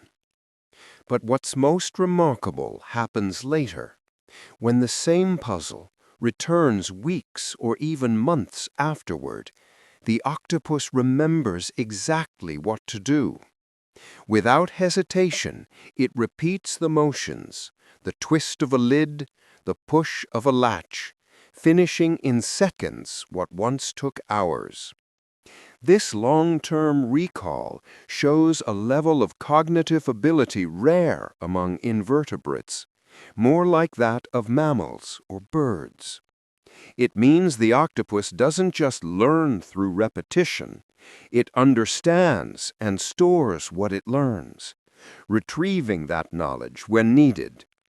In the wild, such memory is vital.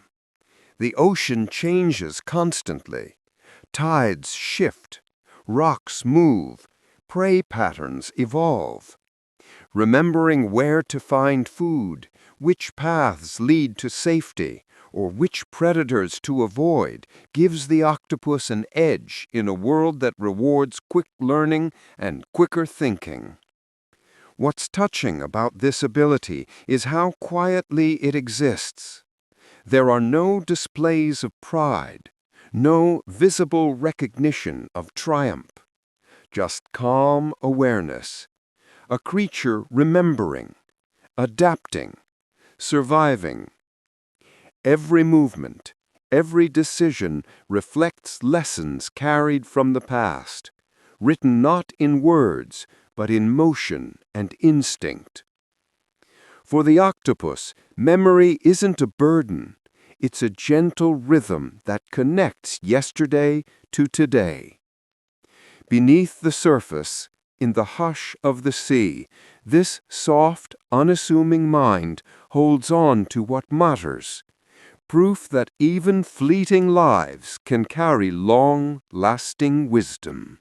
A restless mind cannot thrive in an empty world, not even beneath the sea.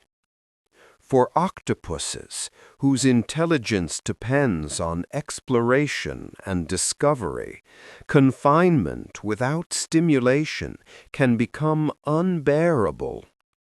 In tanks with nothing to explore, they sometimes grow listless, floating idly or curling into themselves for long hours. Others react differently, pulling at filters, dismantling equipment, or rearranging anything they can reach, as if trying to rebuild their world piece by piece. Researchers have seen this time and again. When curiosity is starved, behavior begins to change. The same mind that solves puzzles and plans escapes now searches for meaning where none is offered.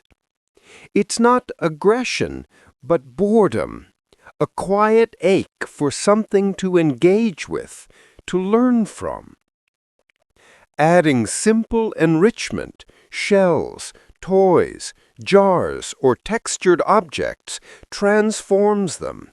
Suddenly, the octopus awakens. Its arms move with renewed purpose, exploring every detail, testing, tasting, and thinking. The spark of intelligence returns as curiosity finds its rhythm again.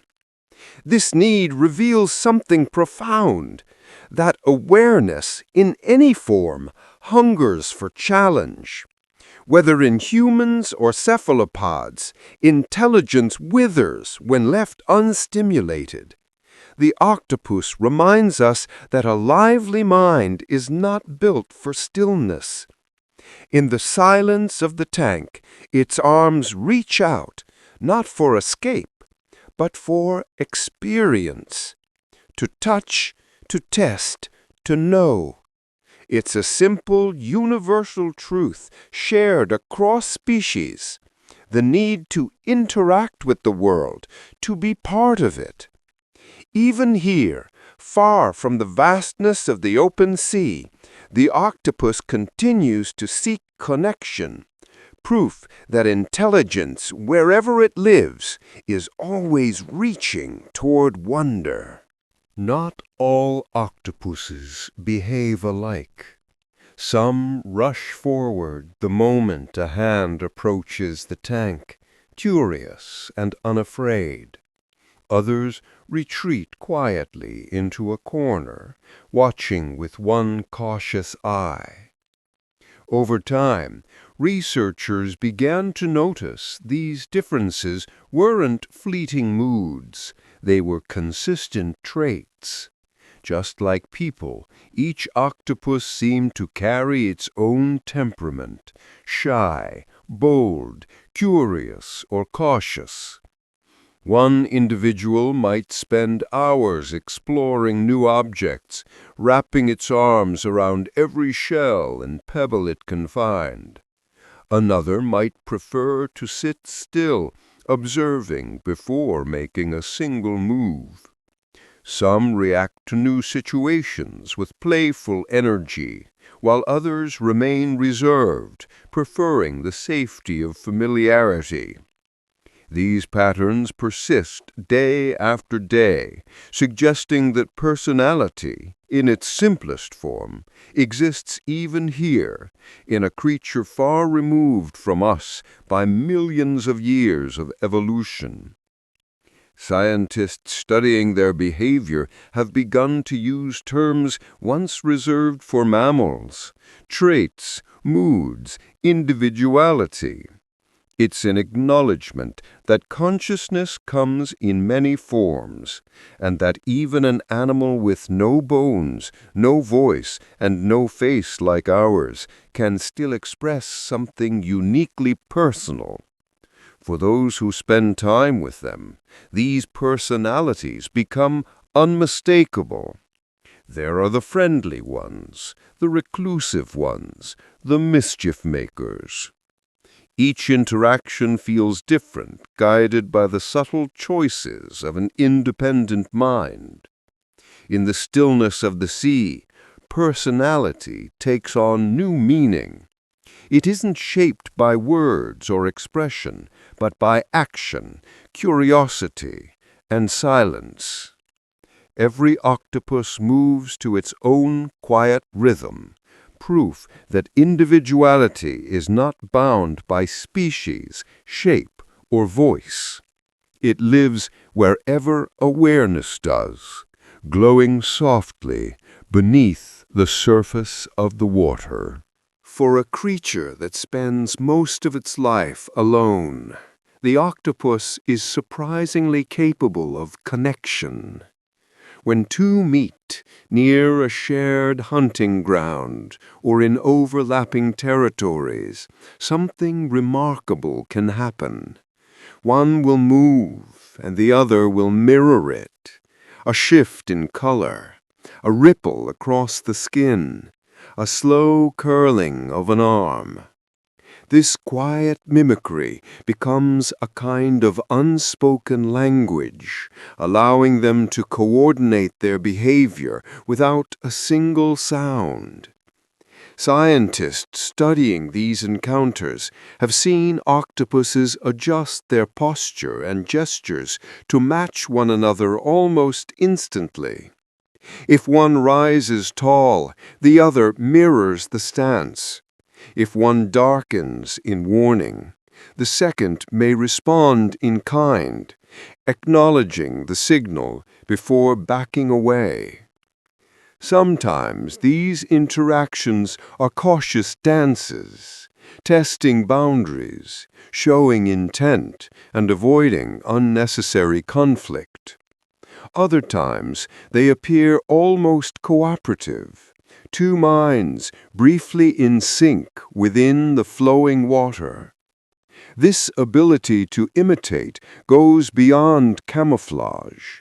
It's communication. The octopus watches carefully, learns, and reflects. The mirroring seems to say, "I understand you. I see your meaning." It's empathy in motion, expressed through texture and color rather than voice. For a species built for solitude, these fleeting connections are rare but meaningful. They show that awareness doesn't always need language, and that even brief moments of harmony can bridge the space between individuals. In the hush of the sea, two octopuses sway together, their bodies glowing, pulsing, mirroring each other's rhythm. For a few silent moments, they move not as rivals or strangers, but as reflections, proof that even in the loneliest corners of the ocean, understanding can still find its way. When danger closes in, the octopus doesn't fight. It vanishes. With a sudden pulse, it releases a dark, swirling cloud of ink that blooms through the water like smoke underwater. Most know this as its signature escape, a way to disappear while predators are left chasing shadows. but the ink's power runs deeper than sight. Hidden within that dark veil are chemicals designed to irritate, confuse, and overwhelm. The cloud is made of melanin, the same pigment that colors human skin and hair, mixed with mucus and special compounds that can dull a predator's senses. Some fish lose their ability to smell or taste for a moment. Others become disoriented, unable to tell which direction their prey has gone. The octopus glides silently away, its body fading back into the seafloor, leaving only a ghostly trace of blackness behind. Even more fascinating is how controlled this act can be. An octopus can release a large smoke screen to vanish entirely, or it can eject a small blob-like decoy called a pseudomorph, a dark shape the same size as its body, meant to lure predators toward the wrong target. It's strategy, not panic, a calm, intelligent form of defense. This quiet mastery reflects the essence of the octopus itself, soft yet strong, vulnerable yet resourceful. It doesn't conquer its enemies, it outthinks them. In that drifting ink cloud lies a kind of wisdom, the power to face danger not with violence, but with cleverness and calm. As the sea clears and the predator finds nothing but empty water, the octopus is already gone. A shadow returned to safety, leaving behind only silence and smoke. When an octopus feels threatened, it sometimes leaves behind a ghost of itself. Instead of just releasing a cloud of ink, certain species produce a thicker, jelly-like mixture. Mucus and pigment combined into a shape that drifts through the water like a phantom twin. These are called pseudomorphs, false forms, and they move with such uncanny resemblance that predators often strike at them instead of the real animal. The effect is striking. For a few moments, the decoy lingers, the same size and silhouette as its maker. The octopus, meanwhile, slips quietly into the background, its skin shifting to match the color of coral or sand. By the time the predator realizes its mistake, the true body has vanished completely. This isn't chaos, it's choreography. The octopus doesn't just flee, it orchestrates confusion. It knows that sometimes the best escape isn't to disappear, but to mislead. The pseudomorph becomes a silent performer in the water, buying precious seconds of safety with nothing more than chemistry and instinct. Scientists believe this technique evolved in species that live among active hunters, where a single misstep could mean death.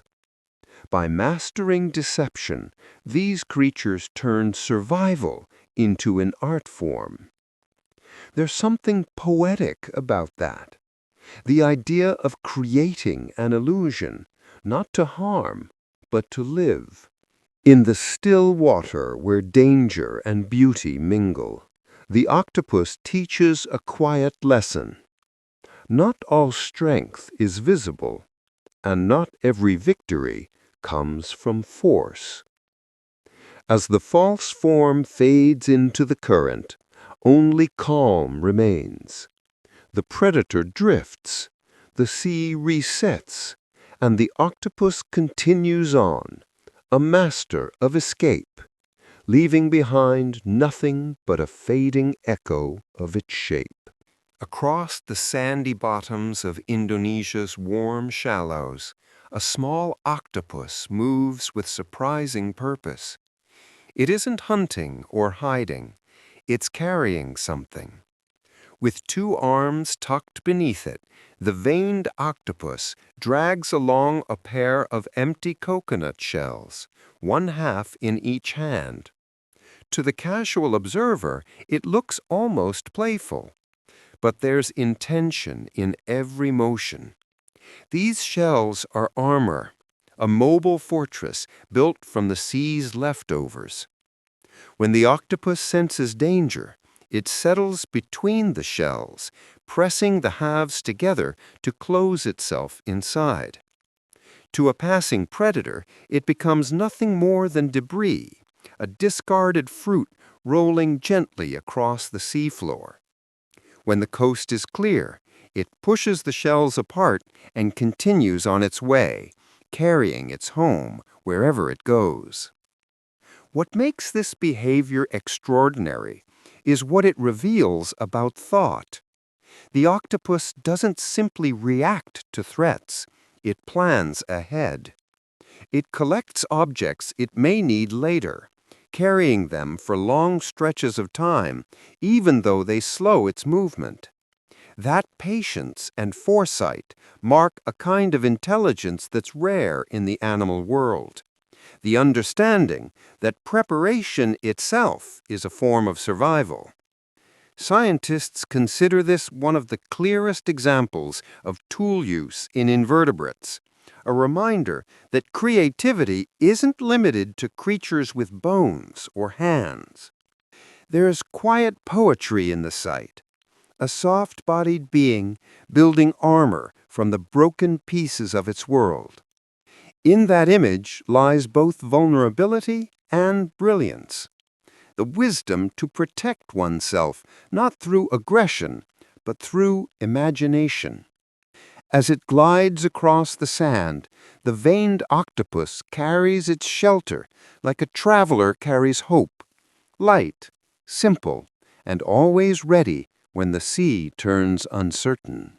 Across the ocean floor, where coral once scattered and shells once lay plentiful, octopuses have learned to make do with what the sea now offers.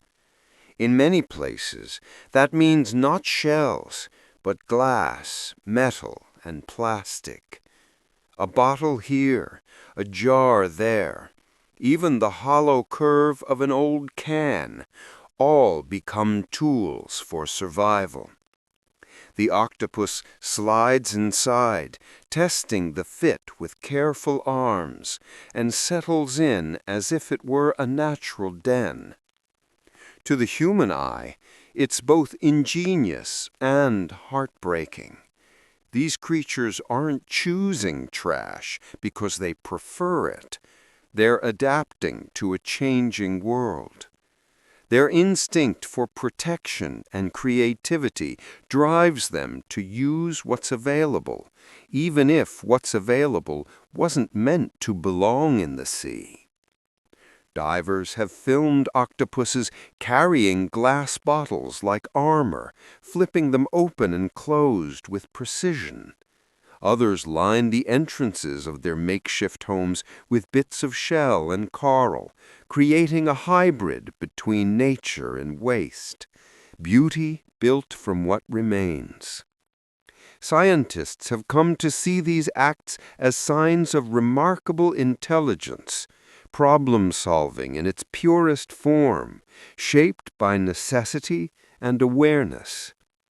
But beneath that brilliance lies a quiet reminder of how deeply our world and theirs have become entwined. Every bottle home tells two stories, one of adaptation and one of intrusion. Still, the octopus endures.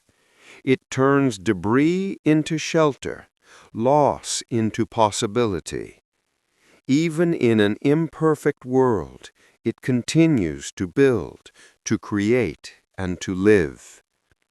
In that resilience is a kind of grace, a lesson whispered from the deep, that life will always find a way to survive, even in the ruins of our carelessness.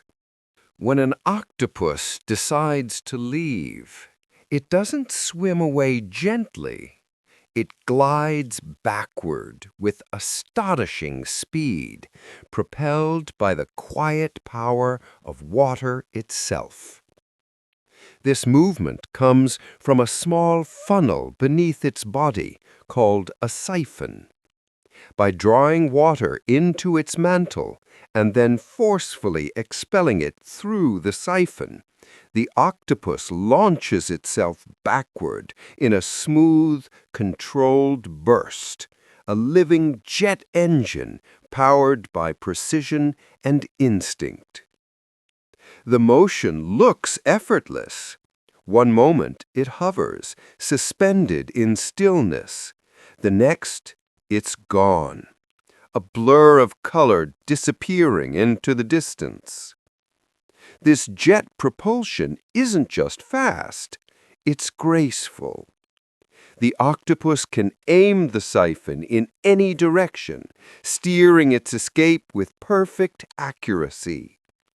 By adjusting the angle, it can spin, drift sideways, or streak backward through narrow spaces where few predators can follow. This method of movement also reflects its intelligence. The octopus rarely wastes energy. It saves these bursts for moments that matter: a sudden threat, a quick hunt, or a dash into a new hiding place. Even in retreat, its actions are measured, efficient, and calm. Watching it in motion feels like watching thought turned into water, power guided by mindfulness. Every pulse of the siphon is a decision, every movement deliberate.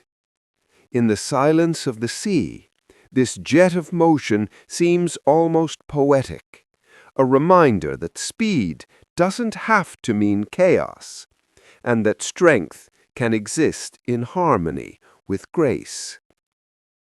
The octopus moves not to flee, but to flow. Carried by the water, it commands so effortlessly. When startled, an octopus doesn't always flee in a rush of bubbles. Sometimes it drifts, unfolding its arms like sails, spreading the thin web of skin between them into a soft, rippling canopy. The motion is slow and deliberate, more gliding than swimming, as if the sea itself were carrying it away.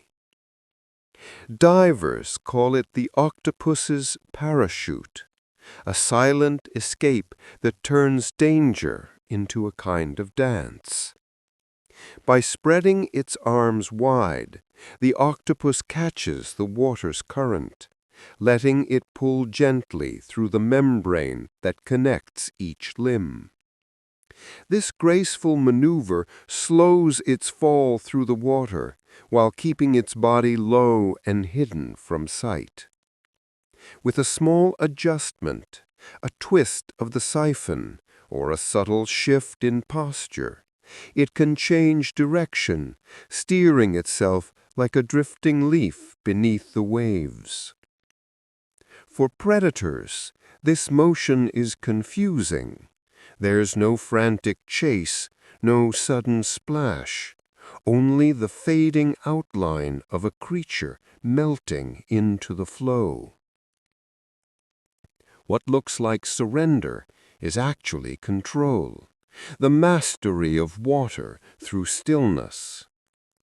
Scientists believe this gliding behavior evolved as a form of energy conservation, a way to travel safely without drawing attention. But beyond survival, it feels almost meditative, a reminder that even in moments of fear, calm can be a form of power. In the hush of the ocean, the octopus trusts the current, allowing the sea to guide its escape. Its arms ripple like silk, catching the light as it drifts into safety.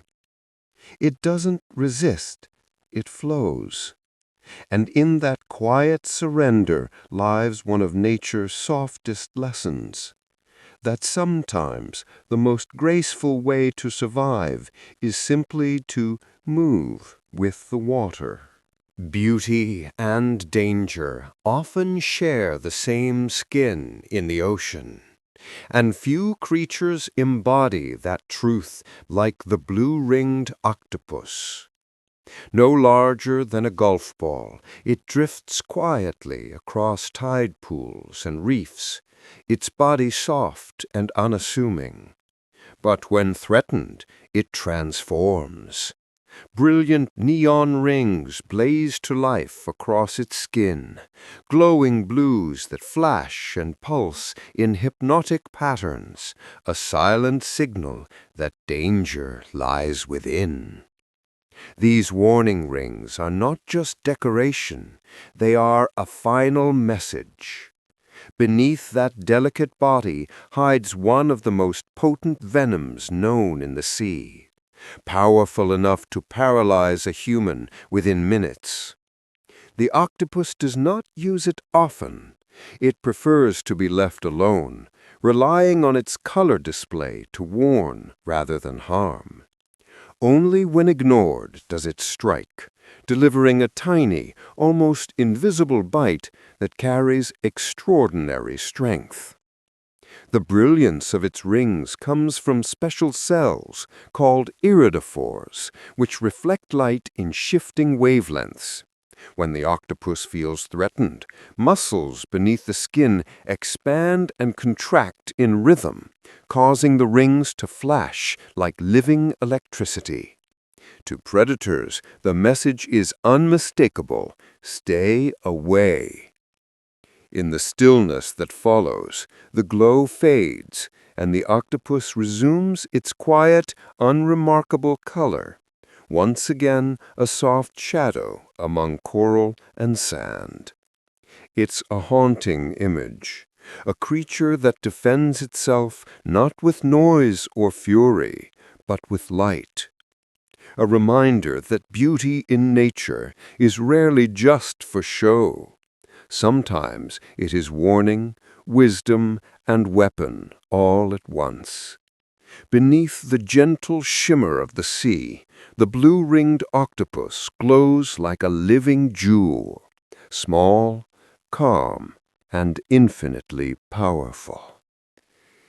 Beneath the shimmer of shallow water lives a creature so small it could rest in your palm, yet its touch carries enough power to still the human body in minutes.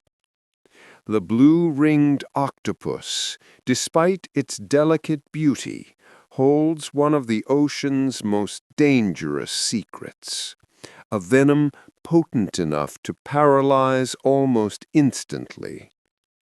Hidden within its tiny beak is tetrodotoxin, the same deadly compound found in pufferfish.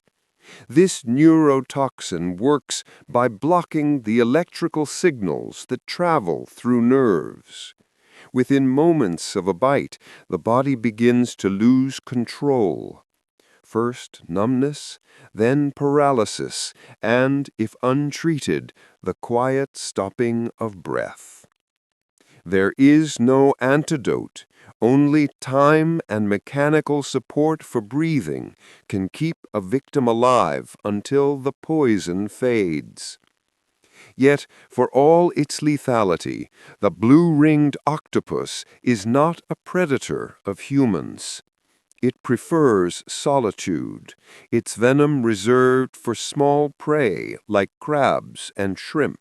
It warns before it ever strikes, flashing its luminous rings in vivid blue, a message of peace that says, "Do not come closer."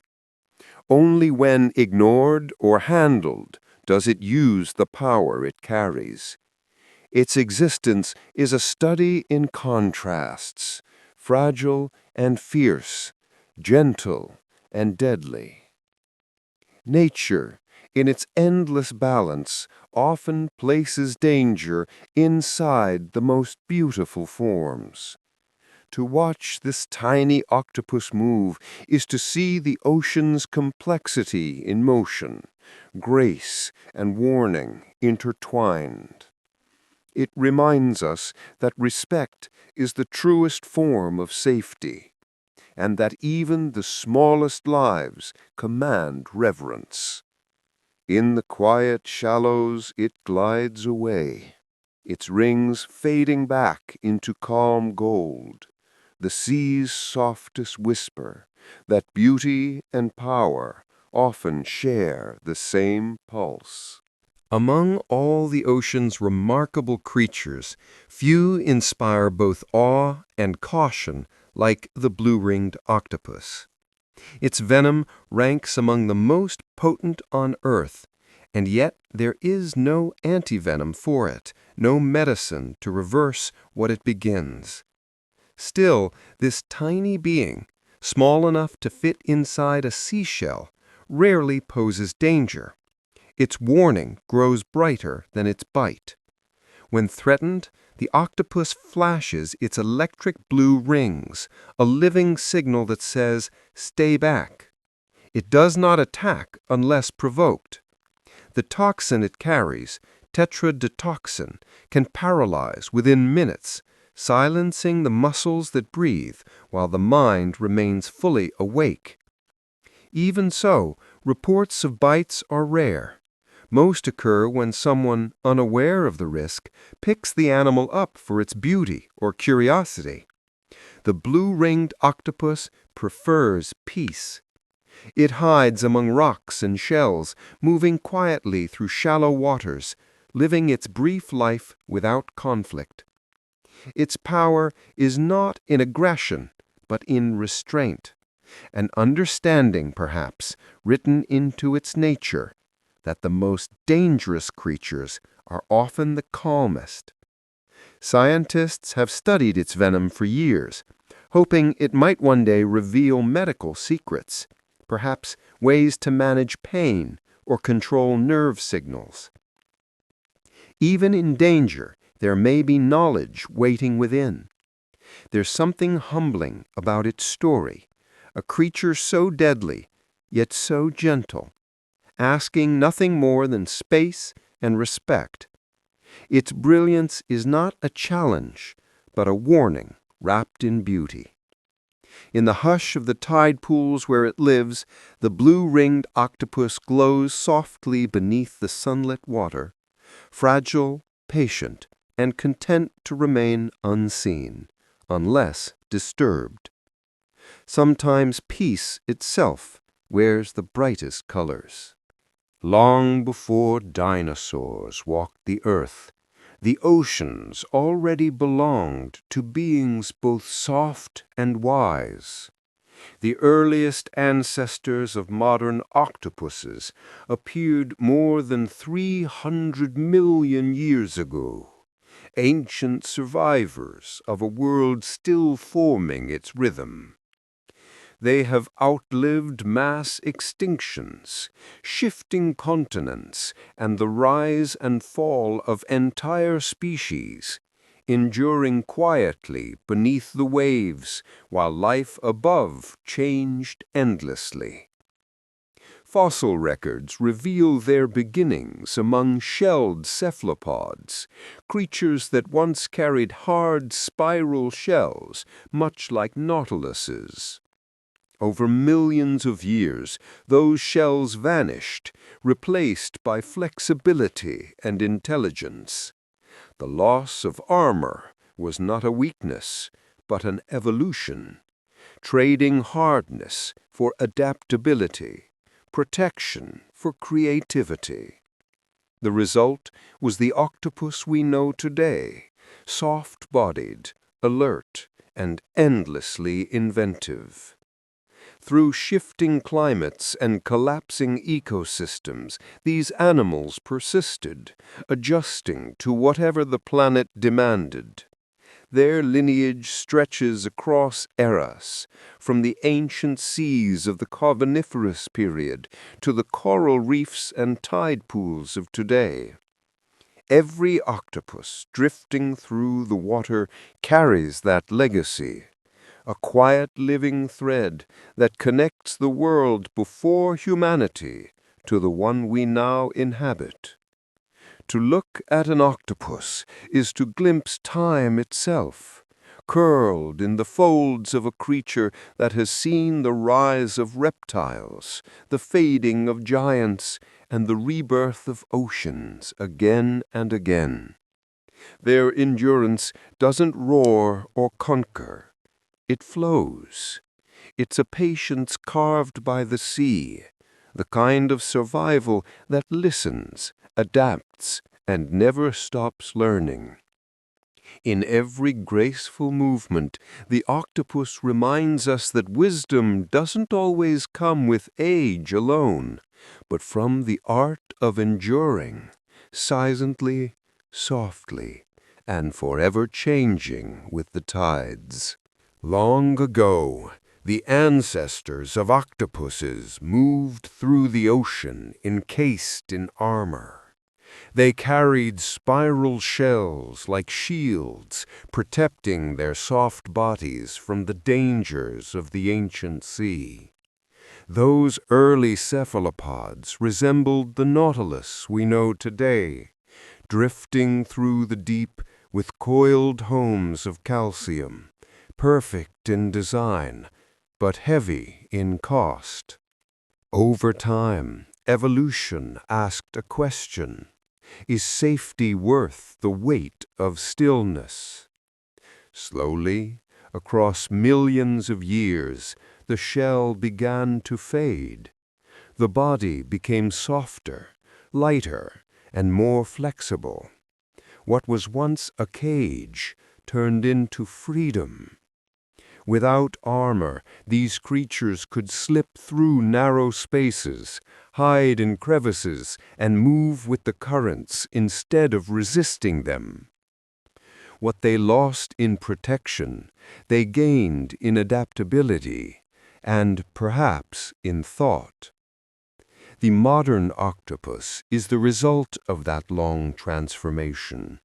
It bears no hard exterior, only a strong beak at its center, the faint echo of the shell its ancestors once wore. Its closest living relative, the nautilus, still carries that ancient spiral home, a living fossil reminding us of where the line began. Evolution rarely gives without taking. The octopus's softness made it vulnerable, but also allowed it to become one of the ocean's most creative and intelligent beings. There's a quiet symbolism in that change, the idea that true survival doesn't always come from building walls, but from learning to move freely. Beneath the calm of the sea, the octopus glides through a world its ancestors could never reach, carrying no armor but his mind, proof that sometimes losing what once protected us can be the very thing that sets us free. Survival in the ocean often favors those who can adapt, and the ancestors of the modern octopus made one of the boldest changes in nature's history. They once carried shells, heavy, beautiful spirals that offered safety but demanded stillness. Over millions of years, those shells slowly disappeared. What remained was a creature unarmored, but infinitely more free. Without the weight of a shell, octopuses could move with a grace their ancestors never knew. Their bodies became soft and fluid, capable of slipping through the smallest cracks in rock and coral. They learned to hide, to change shape, and to blend into their surroundings. Flexibility replaced armor, and speed replaced defense. What began as vulnerability became a new kind of strength. This transformation also shaped their minds. Freed from rigid bodies, octopuses developed problem-solving abilities that set them apart from nearly every other invertebrate. They could explore, adapt, and learn, traits that would never have thrived within a hard, confining shell. Evolution, it seems, rewarded them not for what they kept, but for what they let go. The octopus carries only one trace of that ancient protection, its beak, a small reminder of the armor long since shed. Everything else moves like water, unbound, unpredictable, alive. There's wisdom in that journey. Sometimes survival means not adding more layers, but learning to release them. In the octopus, nature found freedom through surrender, a living lesson that strength can be soft, and safety can come from motion, not from walls. As it glides across the sea floor, unburdened by its past, the octopus embodies a quiet truth that evolution, at its heart, is simply the courage to change. Across millions of years, evolution followed countless paths, yet somehow intelligence appeared more than once. Octopuses share no close ancestry with humans, dolphins, or any other vertebrates. Their lineage diverged before bones, before spines, before lungs or limbs. And still, in the silent world beneath the waves, they developed minds that mirror our own in complexity. Minds capable of memory, learning, play, and even emotion. This parallel development is known as convergent evolution, when nature, through entirely separate routes, arrives at similar solutions. In humans, intelligence grew around a central brain and a skeleton.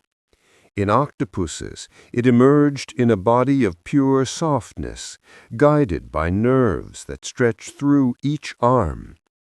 Their brains evolved in a world of shifting sand and constant danger, where survival depended not on strength, but on adaptability and awareness. The result is a form of intelligence that feels both alien and familiar. Octopuses can solve puzzles, recognize individuals, and use tools, achievements once thought exclusive to mammals. They learn from experience, remember outcomes, and even show curiosity about new things. Yet their thought flows differently, decentralized, flexible, intuitive, a kind of thinking shaped by the sea itself. That two such different creatures, one with bones and one without, could reach comparable levels of awareness is a quiet wonder. It suggests that intelligence is not an accident of humans alone, but a pattern the universe favors in many forms. Beneath the surface, an octopus drifts, its mind alive in ways we're only beginning to understand. It reminds us that thought can take any shape, that wisdom can live in silence, softness, and shadow, as easily as in the light above. Hidden within the cells of an octopus lies one of nature's most astonishing surprises, a genetic code richer than our own. Scientists sequencing the octopus genome discovered over 33,000 protein-coding genes, thousands more than are found in humans. For a creature with no bones and a lifespan of only a few years, such complexity seems almost unbelievable. Yet it explains much of the quiet brilliance that defines them. This intricate genetic map supports a nervous system unlike any other.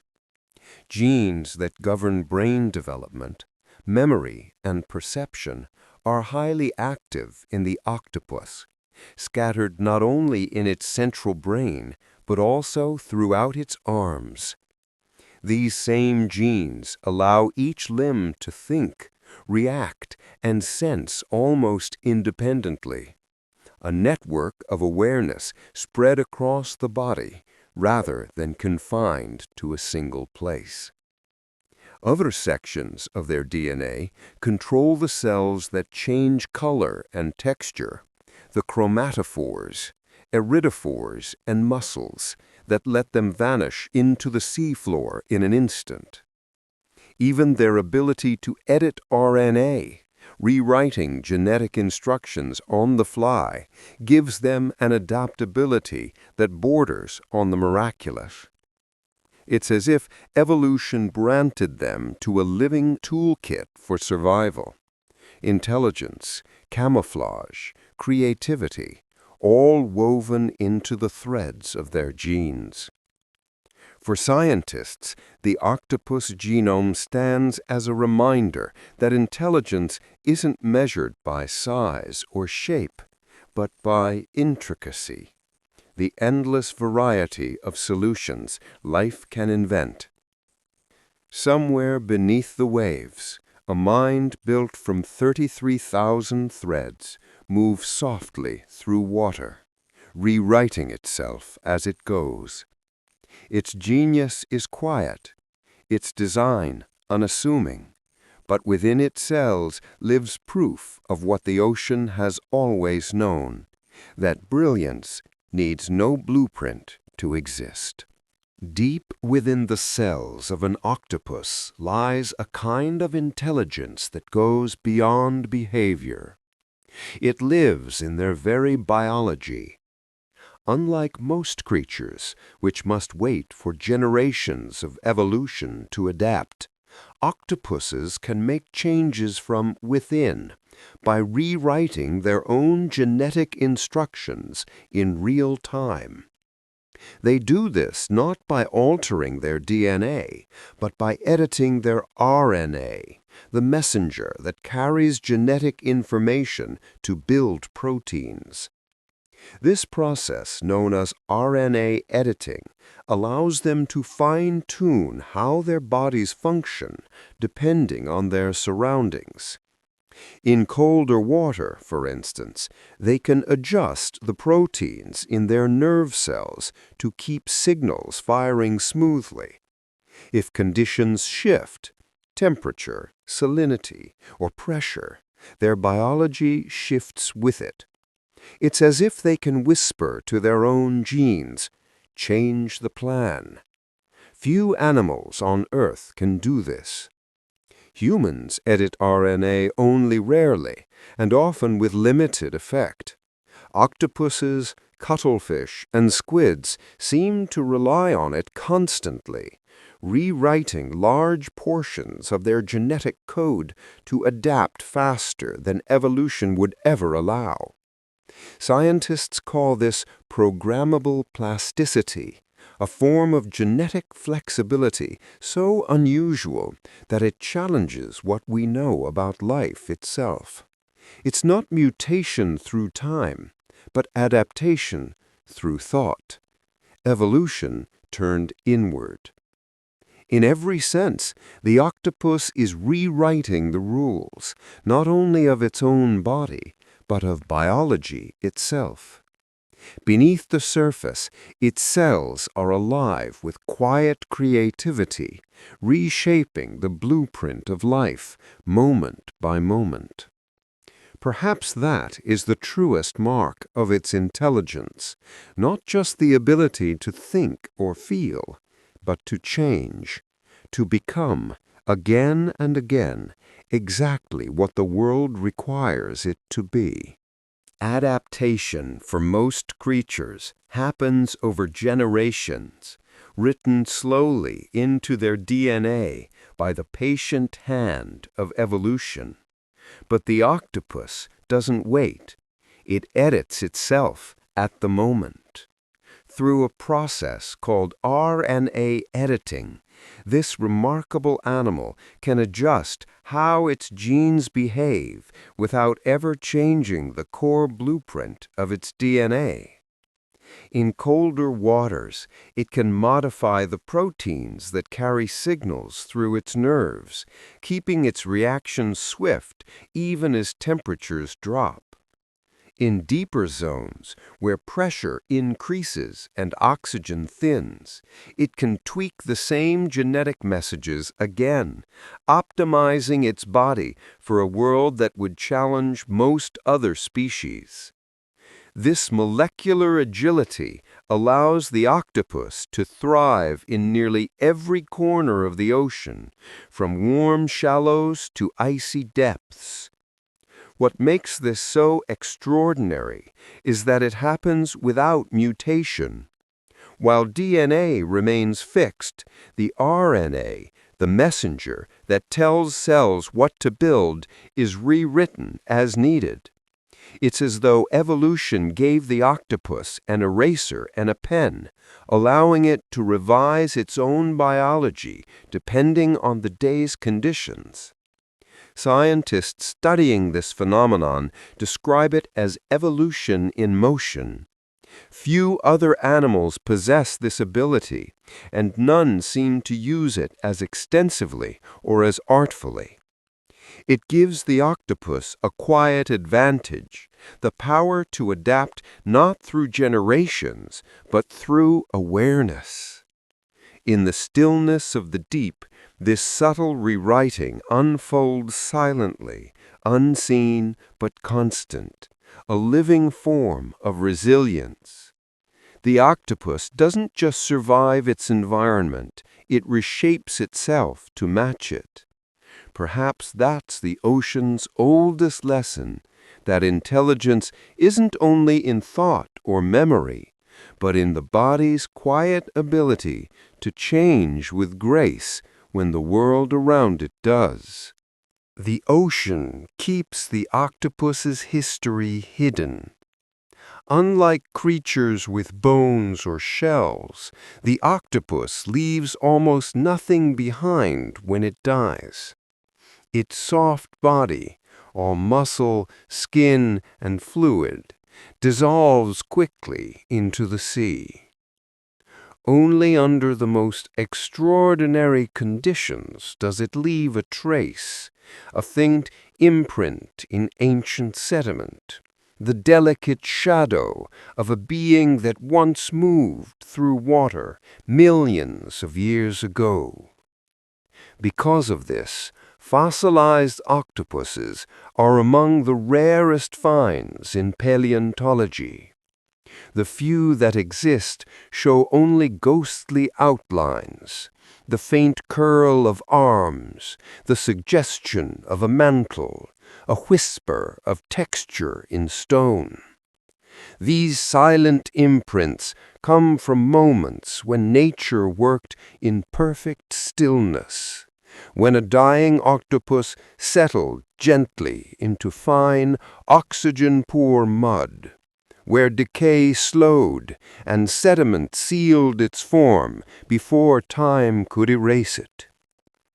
Each fossil is a fragile miracle, a window into a life that would otherwise have vanished completely. Scientists study them not just for anatomy, but for wonder, to glimpse the continuity between those ancient ocean wanderers and the graceful creatures we see today. Yet there's something poetic about their absence, too. The octopus lives fully in the present, leaving little for the future to find. Its story is written in motion, not in bone. When it's gone, the sea reclaims it completely, as though to say that some lives are meant to pass like water, leaving memory instead of monuments. In a world obsessed with permanence, the octopus reminds us that beauty doesn't need to last to matter. Even the briefest trace, a ripple, a shadow, a fossil's faint line, can carry the quiet eternity of life once lived well. Long before mammals, birds, or even dinosaurs appeared, the ancestors of modern octopuses were already drifting through ancient seas. The earliest known fossil of an octopus, delicate, ghost-like, dates back about 296 million years. Found in what is now Montana, it offers a rare and silent testimony to a creature that has endured, almost unchanged, across the span of deep time. Preserved in stone is the faint outline of a body, the trace of arms, and even the tiny impressions of suckers, proof that this early cephalopod already bore the familiar design we know today. No shell, no armor, only softness and grace. That alone is astonishing. For nearly 300 million years, the octopus's form has needed no reinvention. Nature found a design so perfect in its purpose that time itself left it largely untouched. Scientists see in that fossil a portrait of persistence. While continents shifted, climates froze and burned, and entire species vanished, the octopus adapted quietly, evolving not in shape but in mind. It didn't grow larger or harder. It grew wiser, more fluid, more attuned to the rhythms of the sea. There's something deeply peaceful in that idea, that survival doesn't always mean transformation. Sometimes it means finding balance early and holding it through eternity. As the world above changed beyond recognition, the octopus remained, gliding softly through the deep, the same ancient grace, the same silent intelligence. That fossil, pressed gently into stone, is more than a remnant of biology. It's a whisper from an ocean older than memory itself. It reminds us that some forms of life don't just endure the ages, they belong to them, as constant as the sea that shaped them. Far below the sunlight, in a world colder than ice and heavier than mountains, octopuses still exist. Some species have been found living more than 7,000 meters deep, where the pressure is over 700 times greater than on the surface. Down there, the ocean is black and silent, a vast expanse where few creatures can endure. Yet these deep-sea octopuses drift gracefully, as if the weight of the world above means nothing at all. In such places, every breath and movement must be measured. The temperature hovers near freezing, and food is scarce. To survive, these octopuses have evolved slower metabolisms, conserving energy with each soft pulse of their arms. Their bodies, free of bones, resist being crushed by immense pressure. Their blood, rich in copper-based molecules, carries oxygen efficiently through the cold. Every detail of their existence is tuned to an environment that seems impossible for life. Some species lay their eggs on the rocky seafloor or cling to the undersides of cliffs in the abyss, tending them patiently for years. Others float gently above the sediment, translucent and ghost-like, moving with the faintest rhythm of the deep. In the absence of sunlight, their world glows only with the soft blue of bioluminescent life, tiny sparks in an endless night. To imagine life thriving there is to understand resilience in its purest form. These creatures are not just survivors, they are quiet masters of adaptation, proof that life finds balance even in the most unforgiving corners of the planet. In the eternal darkness of the deep, the octopus moves slowly, peacefully, as if it has nothing left to prove, only to endure. And in that calm endurance lies a beauty few will ever see, but the ocean remembers. Across the vastness of the world's oceans, octopuses appear in nearly every form the imagination could dream of. Scientists have documented around 300 different species, each adapted perfectly to its corner of the sea. From the shallow reefs of the tropics to the freezing plains of the abyss, they live as if the ocean itself has shaped hundreds of versions of the same idea. Soft intelligence taking new shapes again and again. Some are no bigger than a thumbnail, hiding among shells and pebbles. Others stretch several meters across, their arms flowing like drifting banners in the current. There are reef dwellers that flash bright colors to communicate or conceal themselves, and deep-sea species so pale and translucent they seem carved from moonlight. Each one has evolved a distinct rhythm, a way of moving, hunting, and surviving that fits its world exactly. The diversity among them is astonishing. Some, like the mimic octopus, use deception to survive, imitating lionfish or sea snakes. Others, like the Dumbo octopus, hover through the darkness of the deep with gentle flaps of ear-like fins. Even their eggs, homes, and courtship rituals differ from species to species, small variations echoing through millions of years of evolution. Yet despite all that difference, they share a single essence: intelligence expressed through softness, adaptation through creativity.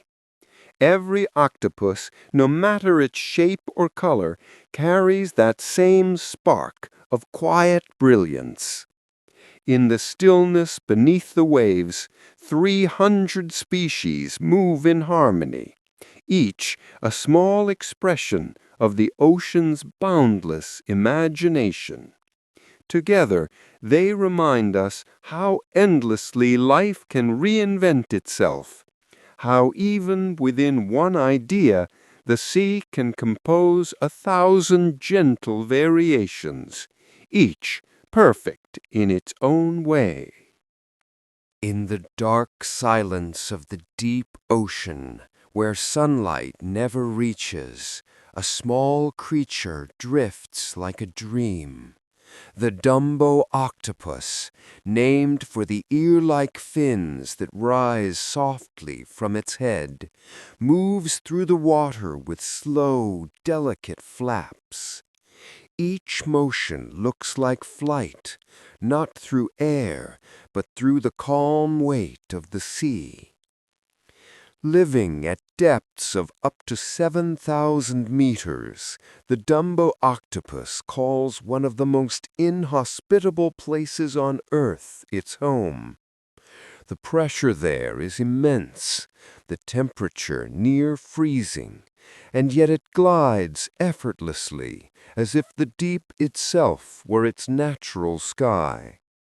Those fins, its signature feature, guided gently forward, while its arms trail below like ribbons, curling and uncurling in a quiet rhythm. Unlike its relatives that dart or crawl along reefs, the Dumbo octopus has no need for speed or camouflage. There are few predators in its world of darkness, and even fewer disturbances. It feeds on small creatures drifting through the water, worms, crustaceans, and plankton, capturing them with soft precision. Because it lives so deep, it's rarely seen by humans. Each recorded encounter feels like a brief visitation from another realm, a momentary glimpse of a creature that embodies peace itself. Its soft, pale body and calm movement seem to belong to a slower, older world, untouched by light or time. The Dumbo octopus reminds us that beauty exists even where eyes rarely look, that life can be graceful in the coldest, darkest places. It doesn't rush or hide. It simply drifts, floating in silence, wings unfurled, like a thought passing through the quiet mind of the ocean. In the cold, misty waters of the North Pacific, a giant drifts quietly beneath the waves. The giant Pacific octopus is the largest of its kind, a creature of astonishing size and gentleness. Fully grown, it can weigh more than 50 kilograms, its arms stretching several meters from tip to tip. Yet for all its scale, there is nothing fierce about its nature. It moves with the stillness of deep water, every motion deliberate, every gesture soft. Its body glows a muted red-brown, blending perfectly into the rocky sea floor. Beneath the calm, its skin pulses with subtle color changes, a silent language shared with the sea around it. Despite its immense strength, this octopus is shy, spending much of its life alone in dens carved into rock or coral. It emerges mostly at night to hunt crabs, clams, and fish, moving with quiet precision rather than speed. What fascinates researchers most is its mind. The giant Pacific octopus can solve puzzles, open jars, and recognize familiar divers. Its intelligence feels steady and reflective, not frantic, but thoughtful, as though each choice is weighed carefully before action. Encounters with this creature leave lasting impressions. Divers often describe an unexpected gentleness, the way it reaches out with a single arm, curious but never rough, its eyes steady and knowing. For something so vast, it embodies peace rather than power. Its size, its strength, and its silence combine into something deeply humbling, a reminder that greatness can exist without noise and that wisdom sometimes moves slowly beneath the cold blue calm of the sea. The giant Pacific octopus lives quietly, unseen by most, a gentle giant whose vastness feels less like dominance and more like presence.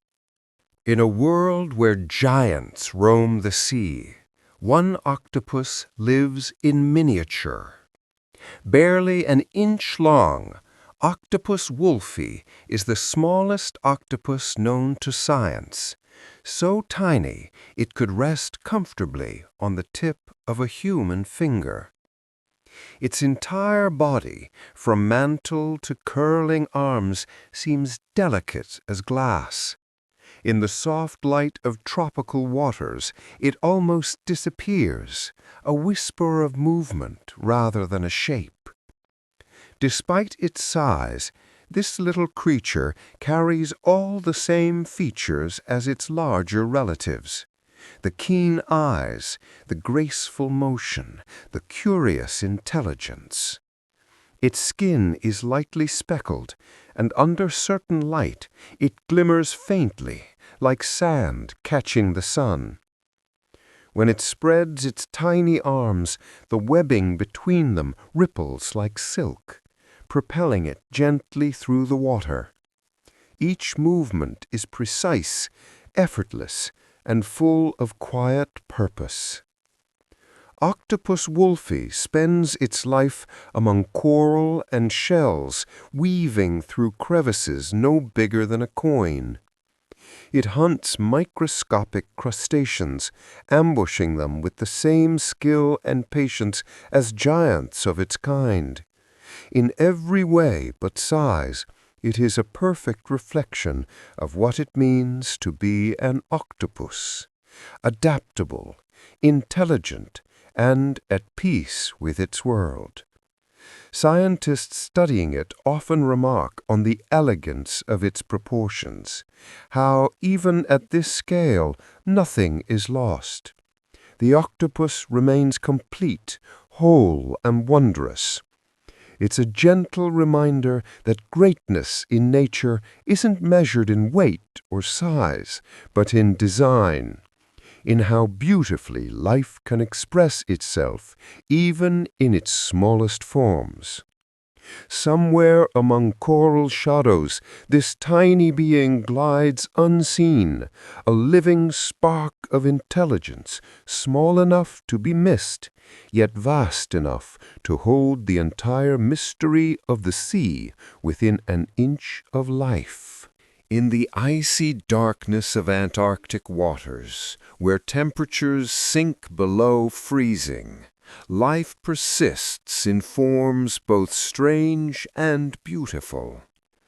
Among them drifts the Antarctic octopus, a creature that moves slowly through water so cold it could turn most blood solid. Yet inside its body, something extraordinary is at work, a natural antifreeze flowing through its veins. These octopuses produce antifreeze proteins, delicate molecules that prevent ice crystals from forming in their tissues. Without them, their cells would freeze and their lives would end in moments. But with this quiet adaptation, they remain fluid and alive, gliding gracefully through water colder than ice. Each breath and pulse continues unhindered, a rhythm tuned to one of Earth's most hostile habitats. Their blood holds another secret to survival. Unlike ours, which uses iron, octopus blood relies on copper to carry oxygen, a pigment called hemocyanin. This copper-based system works far better in freezing temperatures, delivering oxygen efficiently even when the cold slows nearly everything else. The result is a creature built entirely for endurance, calm and steady in a place where few others can exist. Watching one move is like witnessing stillness come to life. Its body shifts softly between white and pale blue, reflecting the under-ice glow of a sun it will never see directly. It hunts quietly, waits patiently, and endures without struggle, a master of balance in the frozen sea. In every drop of that cold water, the Antarctic octopus writes a simple truth. Life is endlessly inventive. Even in the most desolate corners of the planet, it finds a way, not through resistance, but through harmony with the impossible. Along the sandy seafloor of Australia's shallow waters lies a creature that looks as if it's dressed for a whimsical dream. The striped pajama squid, despite its name, is actually more closely related to octopuses than to true squids. Its smooth body is patterned with neat black and white stripes, soft lines that shimmer faintly under the light. But this tiny creature doesn't flaunt its colors openly. It hides them beneath the sand. During the day, it burrows almost completely beneath the seabed, leaving only its watchful eyes peeking out. To a casual observer, there's no sign of life, just ripples of sand shifting with the current. This clever disguise keeps it safe from predators and surprises small prey that wander too close. When danger does approach, the stripes that seemed decorative suddenly serve another purpose. They act as a warning, a message that the pajama squid's skin carries toxins unpleasant to those who dare to bite. This delicate balance between invisibility and warning makes it one of the ocean's quiet strategists, small, soft, and entirely in control. At night, when the world above darkens completely, it rises from the sand to hunt, gliding slowly across the seabed with gentle pulses of its arms. There's something peaceful about its routine, the patience of waiting, the stillness of safety. It reminds us that sometimes protection isn't about strength or speed, but about blending into life's quieter rhythms. As the tide moves above, the striped pajama squid rests beneath the sand, calm and invisible, dressed in the ocean's own version of night clothes.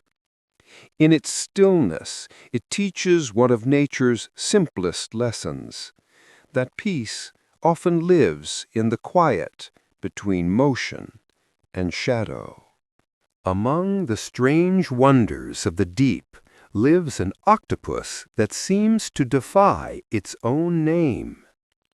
The seven-armed octopus drifts through the dark waters of the Pacific and Atlantic, appearing at first glance to be one limb short of its kind.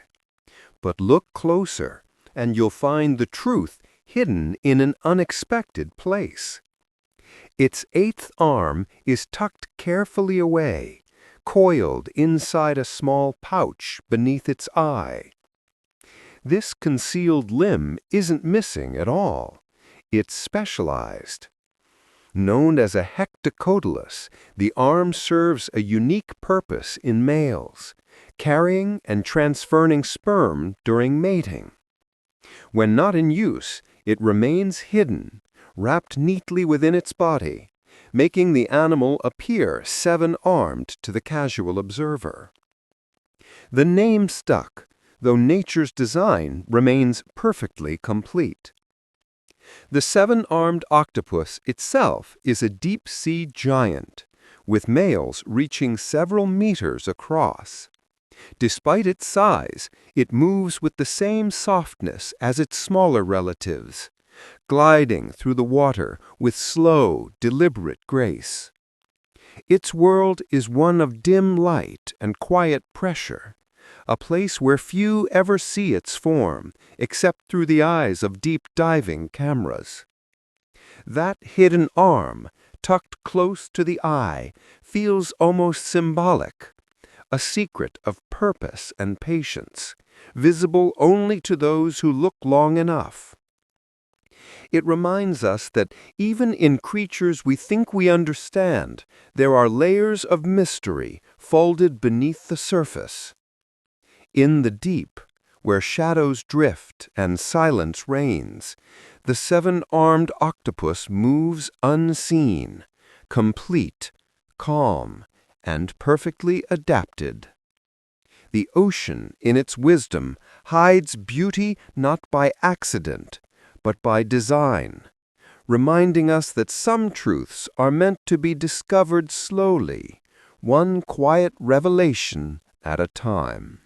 On the calm surface of open seas, a fragile form drifts like a piece of porcelain come to life.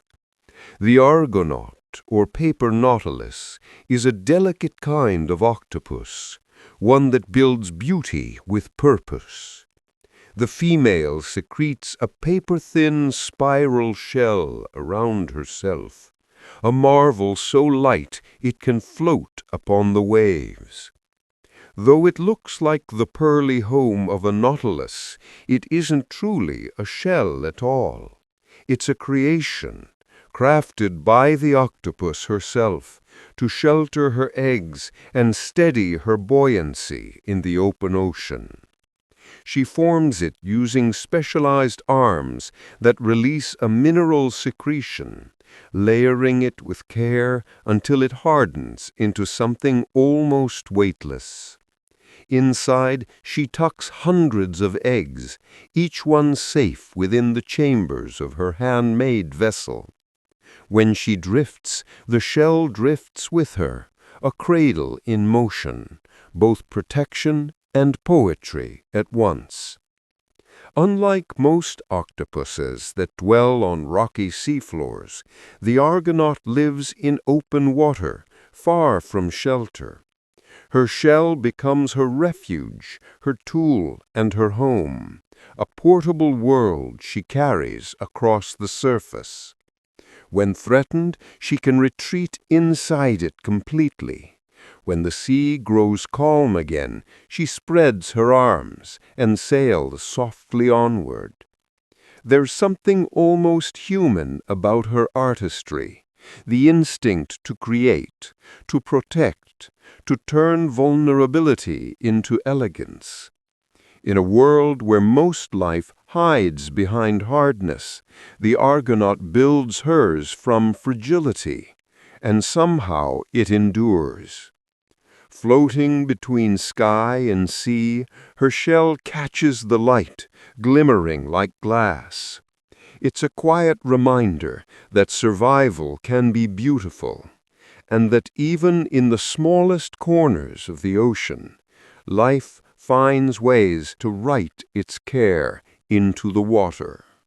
In the strange symmetry of ocean life, the Argonaut tells one of the sea's most delicate stories.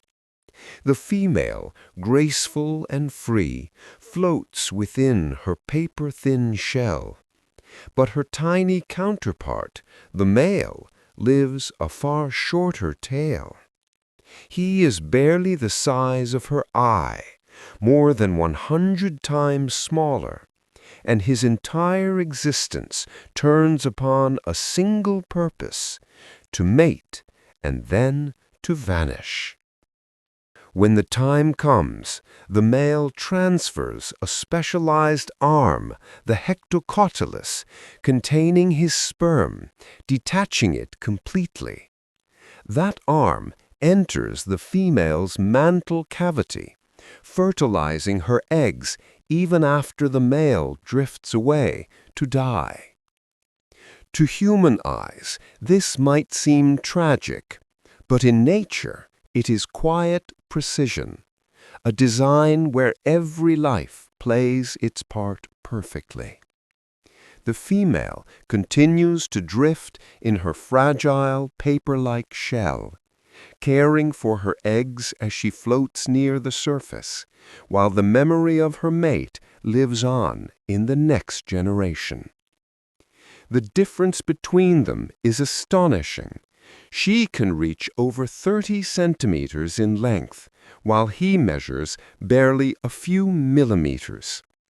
This extreme dimorphism, the vast size difference between sexes, is one of the most dramatic in the animal kingdom.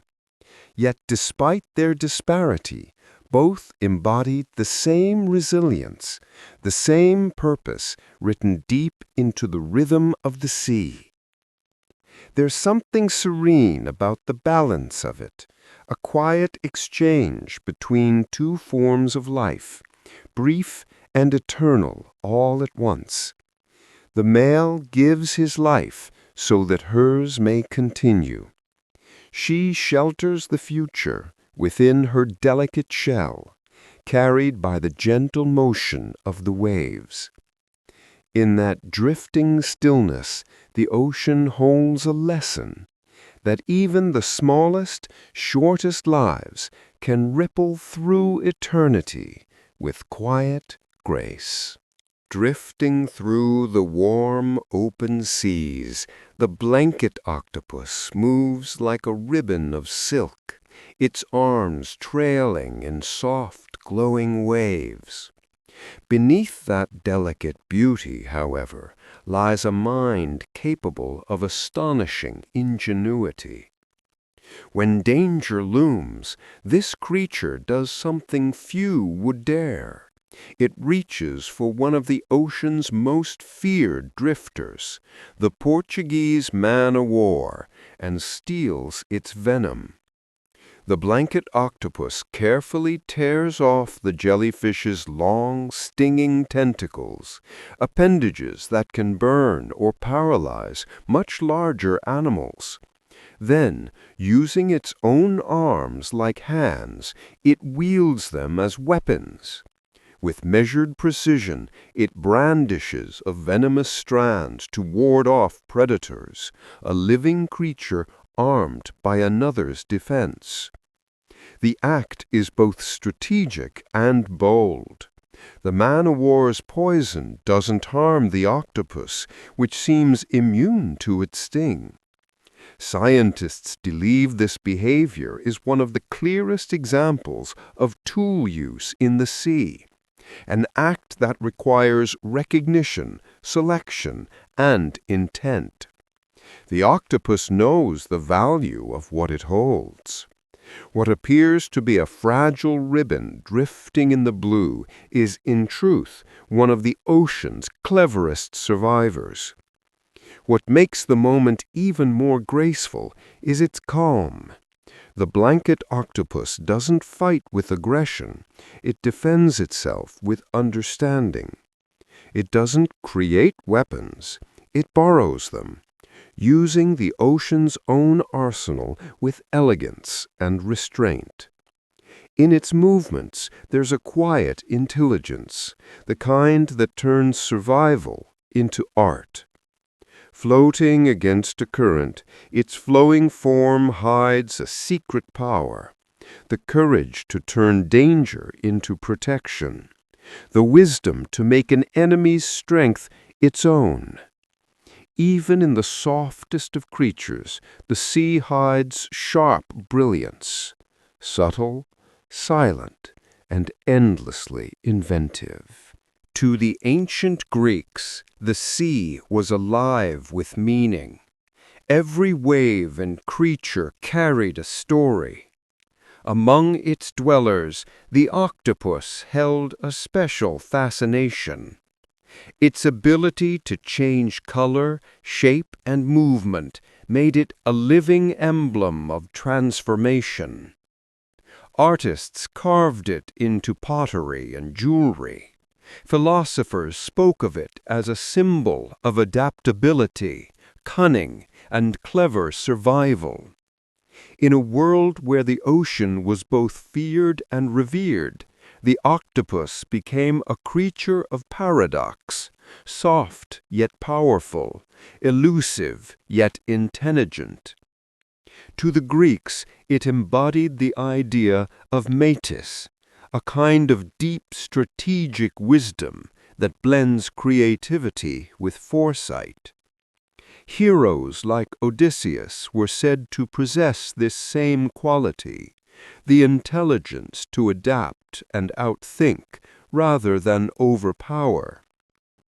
Depictions of octopuses often appeared on Minoan and later Greek artifacts, their arms curling outward in perfect symmetry, filling every corner of the design.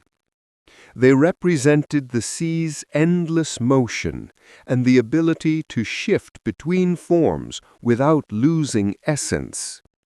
Some even believed the octopus could change into other creatures entirely, a shapeshifter guided by the spirit of the ocean. In myth and metaphor, it reflected the truth that survival requires not brute strength, but flexibility, the power to yield and still endure. That ancient symbolism lingers today. The octopus continues to inspire thinkers, artists, and dreamers as a reminder that intelligence is not loud or forceful. It is fluid. Somewhere beneath the same Mediterranean waters that once shaped their legends, an octopus still moves silently through the depths, its form changing, its spirit unchanged, living proof of a wisdom the ancients already understood, that to transform is not to lose oneself, but to remain whole in many forms. In the layered world of Japanese folklore, few sea creatures carry as complex a meaning as the octopus. To some, it is a wise spirit of the deep, a being of mystery, patience, and awareness. To others, it represents passion, fluidity, and the secret ties between nature and desire. Across centuries, it has appeared in stories, poems, and art, shifting shape between the sacred and the sensual. Old legends tell of octopuses that could change form or grant wisdom to fishermen, testing their humility before offering guidance. These sea spirits, known in some tales as Tako no Kami, were thought to guard hidden knowledge beneath the waves. Their many arms symbolized intelligence reaching in all directions, capable of solving problems humans could not.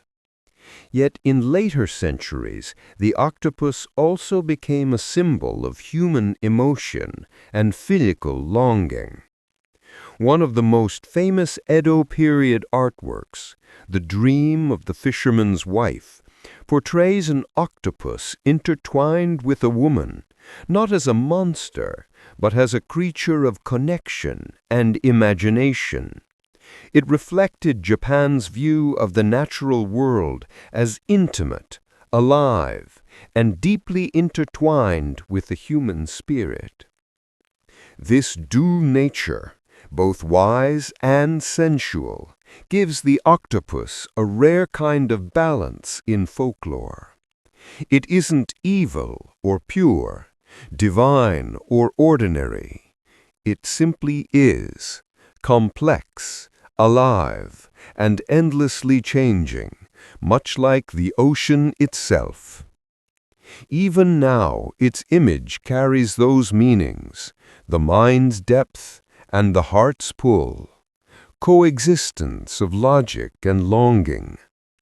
Beneath the calm surface of myth, the octopus endures, a reminder that wisdom and emotion often flow from the same source, quietly intertwined beneath the tide. Before modern fishing gear and synthetic lures, coastal fishermen often relied on nature's own rhythms to guide their craft.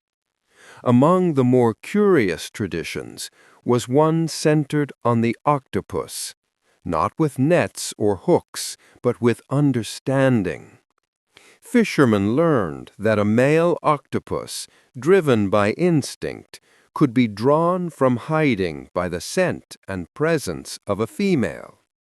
They would place a live or preserved female in a trap or on a line, letting the currents carry her subtle chemical signals through the water.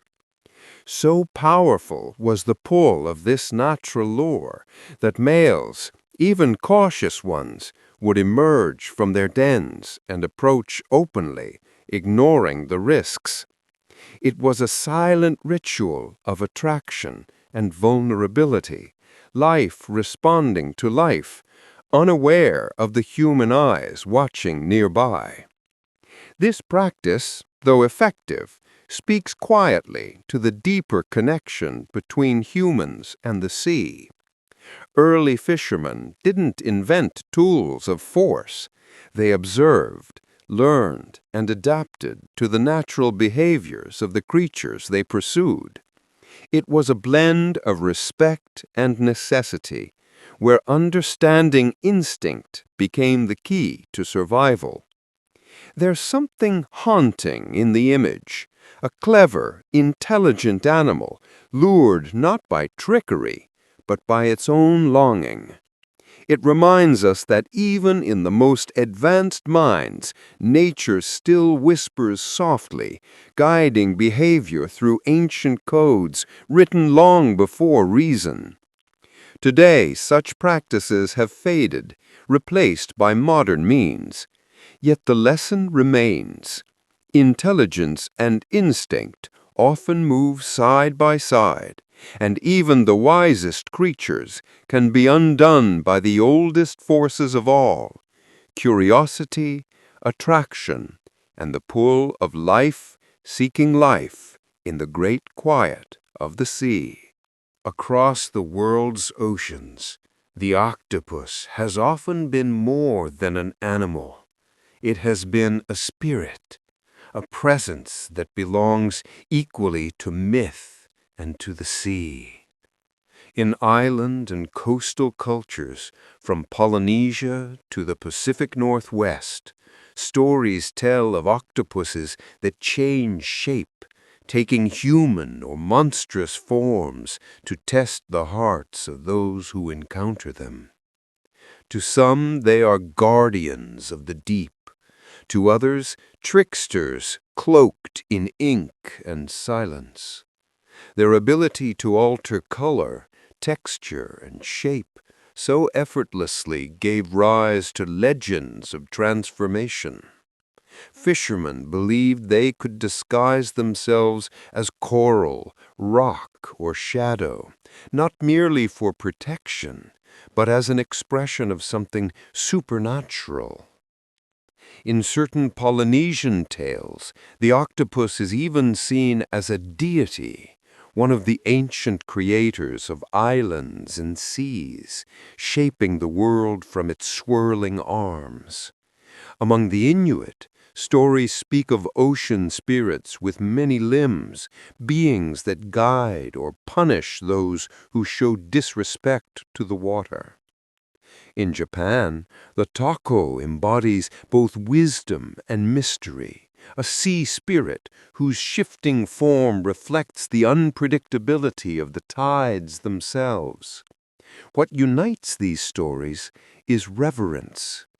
People looked at the octopus, soft, silent, endlessly changing, and saw a reflection of the sea's own soul. Its movement seemed otherworldly, its intelligence ancient. Even now, when science replaces myth with understanding, that sense of wonder remains. The octopus continues to stand as a symbol of mystery, a living shapeshifter, reminding us that the ocean is not merely a place, but a living mind, forever changing, forever deep.